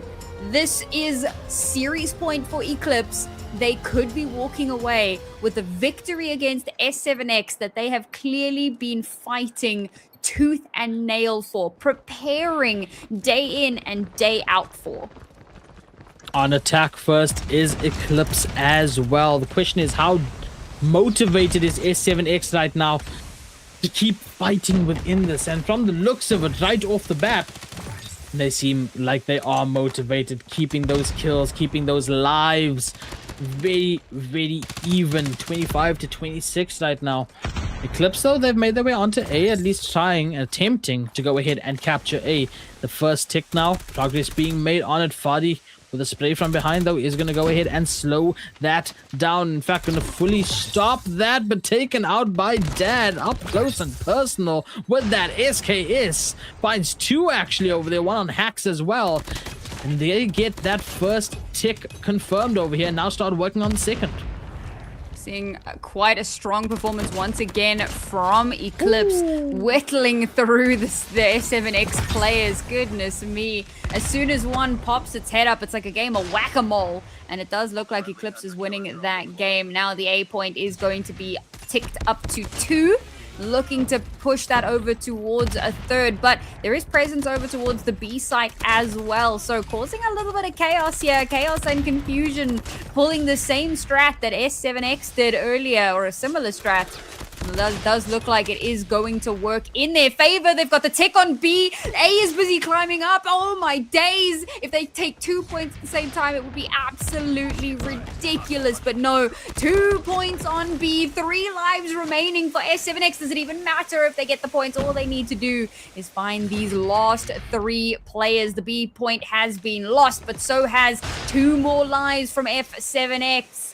It's all going to be down to one man to try and bring this back. He's going to have to battle through the forces of evil before him. And he's doing so much. He's getting so much damage done. But in the final moment, the Saint will be crucified and Eclipse will take the first point. I didn't know we had Michael Jackson in Call of Duty because they just got they just got struck by a smooth criminal by the name of Eclipse Gaming. 1 round up, 2 more to go, as now we get S7X on the attack, and they roll out of the gate with a couple of eliminations over there, a couple of kills, and they start that progress over on A very quickly. They know what's at stake here now. They've seen what just happened, how both points were almost captured at the exact same time, and they are going to try to do the same themselves. The sprays coming through, the shots connecting, the kills confirm. Tempest out as well. Hunter drone in the inventory, but an untimely reload will be taking down Saint over there. And in fact, a second time as well by Dad off of the respawn. That's absolutely insane. 19 to 21 and the advantage over to Eclipse. And look at the captures so far, Sam. Not a single tick yet. 18 to 16 lives in favor of Eclipse Gaming. And it felt like for a moment they were getting so close, but now the lives seem to be going very firmly in Eclipse's favor. It was very close, but now again, it's an absolute slaughter. The moment S7X spawn in, the moment they make a move, they just get obliterated. 5 lives remaining. It is the final countdown for them in this particular round. Eclipse looking to once again run away with this map. Usually we talk about S7X having the spawn traps. This time around, they are caught in one over there. And only 2 lives remaining. Make that one as pain. The last one alive, and as painful as it sounds, it looks like Eclipse is going to walk away over there and not the punch to the back of the head on top of it. Walk away with a second round. And we are map. We are CD's point for Eclipse Gaming. Anybody else get flashbacks to the Johnny Cage finisher? Yes. I'm gonna be real, that's the first thing that went through my head. But there you go, 2 points in the bag for Eclipse. 1 point stands between them, and yet again, victory. This is unbelievable scenes here in our Nigeria Grand Final, and if you are not here, if you are missing this, then boy, I don't know what to tell you. You don't know what you're missing out on as we head into this, but it's S7X this time around who found themselves an early advantage. They've managed to give themselves a few more lives to play with than Eclipse do, but it's still early doors. There's still a lot of time here for Eclipse to stabilize. Yeah, S7X had a lot of operator skills left over, and popping it means that they dropped the lives of Eclipse down to 15. A 10 life deficit, a consistent 10 life deficit over there. Life, on the other hand, keeping his own and taking down Eclipse a little bit further, and we might actually see a single round over here for S7X. They might not go a full 3-0 over here against them in this control in the grand finals, which means that Eclipse might have to do 1 more round over here. 9 lives, no tick left on the capture, and strangely enough, it seems like finally, all of a sudden, S7X has woken up now. They've locked in, and they're actually doing something about the scoreline, about the lives, about the kills that Eclipse has been getting. Down to one Lone Ranger. Cruel has to somehow battle through. We saw Saint in a similar situation in the previous round. But much like his predecessor, in the same position as well. This is crazy. Let's see if he can do a little bit more, getting some damage done here. But time, unfortunately, will tick down. And okay. They got a tick there, so the time like stalls out for a moment. So he just has to like keep surviving. He hasn't moved from his position, so they are gonna wrap in on him, and finally they will take him out. S7X certainly showing that they have not rolled over, they have not given up, and that early advantage was exactly what they needed. They held on, and they've given themselves a stay of execution. Now we have Eclipse back on defense. 30 lives apiece. Here we go. Nades out instantly. Smokes out as well. Can S7X keep this going a little bit longer? It seems like it might just be so. 28 lives apiece right now. Still so even within here. And S7X getting that capture over on A. Approaching 1 tick right now. Equalizer coming through from Coco, and that might just change the game over there. 23 lives over for S7X. Eclipse with the 24, dropping down slowly though. They need to keep their lives. They need to play around it over here if they want to just walk away with it. They don't want to go one more round of control. They don't want to go to an SND over here, and you can see it. They're trying to be aggressive behind every single move, every single step that they do, but it seems like S7X, they know that's going to happen, and they playing this a lot calmer than you usually would have control. And yet, despite that, look at how the deficit continues to grow in favor of Eclipse. Only 1 point has been taken. It's a 5-player deficit. We are seeing a little bit of a battle back, and that's good to see. But Eclipse still maintain the control here with just over 30 seconds remaining to maintain this point. It's still very much anyone's game, as in this could go to a second, but it could also be Eclipse just finishing it out right here. It is so close to call as S7X continue to battle through their opponents. They've brought that deficit down to absolutely nothing. They've got space on the point as well, and it's going to continue to tick over. They've taken the lead, and suddenly within the blink of an eye, it's starting to feel like maybe, just maybe, it's coming up S7X as Eclipse Gaming need to find a way to battle back into this. I feel like Eclipse, they just need to let A get captured, play off of the time, and then play off of the lives. 6 to 7, A gets captured right now. 1:20 back on the clock. And Eclipse Gaming with a 1 life advantage. As Pain with the Annihilator tries to jump shot this, takes the first shot as a little warning shot, a little I'm here just in case you peek. Second one doesn't connect either, but it doesn't even matter. That runaway ran straight into life over there. Pain also taking down Coco again. Eclipse Gaming down to 5. CL7X down to 5. Now is where you have to play so carefully. S7X, they lose 2. Oh my God. 2, 1. They're down to 1v5, and time has a death machine nodding in victory already. Where's Pain though? Pain is still over where A was. Crouching around, gets found out by Coco from the spray. And ladies and gentlemen, your winners of the grand final for Nigeria's qualifiers and the self-proclaimed title winners of the Kings of Nigeria, Eclipse Gaming. Oh, what a devastating way for that to end for Sierra. The fact that we were so close, we were 5 on 5, and then suddenly in the final moments, a nasty little spray through means that we're down to just 1 player, and it certainly felt like it could still be anyone's game. There was still a little bit of time there. If you could have isolated those last few players, maybe, just maybe, but the miracle would not come, at least not for S7X. It is Eclipse who were touched by an angel coming into this final grand final today, who have stamped their claim on Nigeria. Look at Coco. Look, 31 kills. No one else on his team even breached 20. This is a man who said, get in, losers. We are winning this thing. We are untouchable right now. They lost that first map and they swept the whole way through the next 4. Unbelievable scenes here in our grand final. And it just begs the question, what happens in the Nigeria final, the Africa Cup final in September? Will they meet again? Will there be a chance for another revenge arc? Oh, there has to be, right? Knowing how history is, knowing how this works, it has to be. But at the end of it all, Eclipse Gaming walk onto that stage calling themselves the rulers, the destroyers, the bringers of war of Call of Duty Mobile, the mountain that Nigeria players need to climb. And now they have their shot as well to claim a title to represent Africa at the World Cup.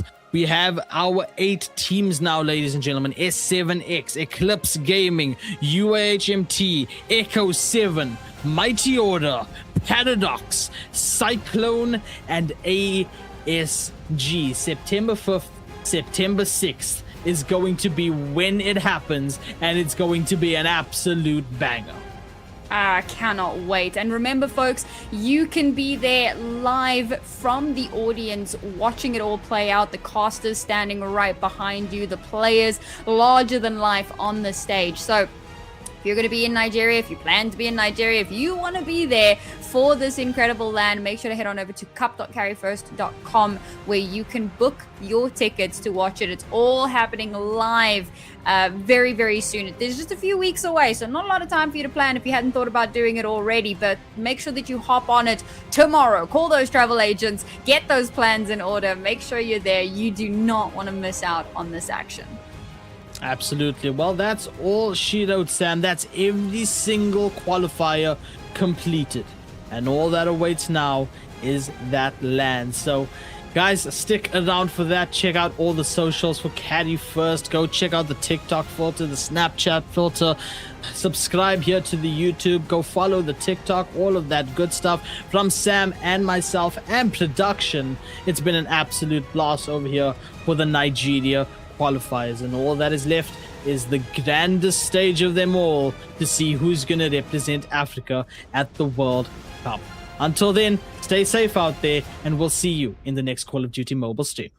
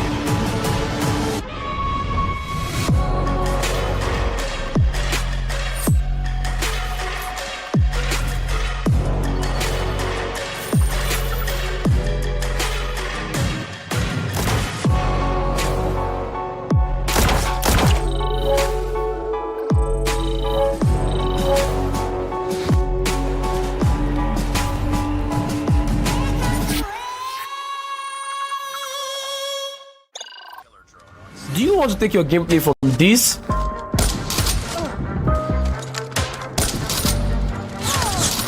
to this?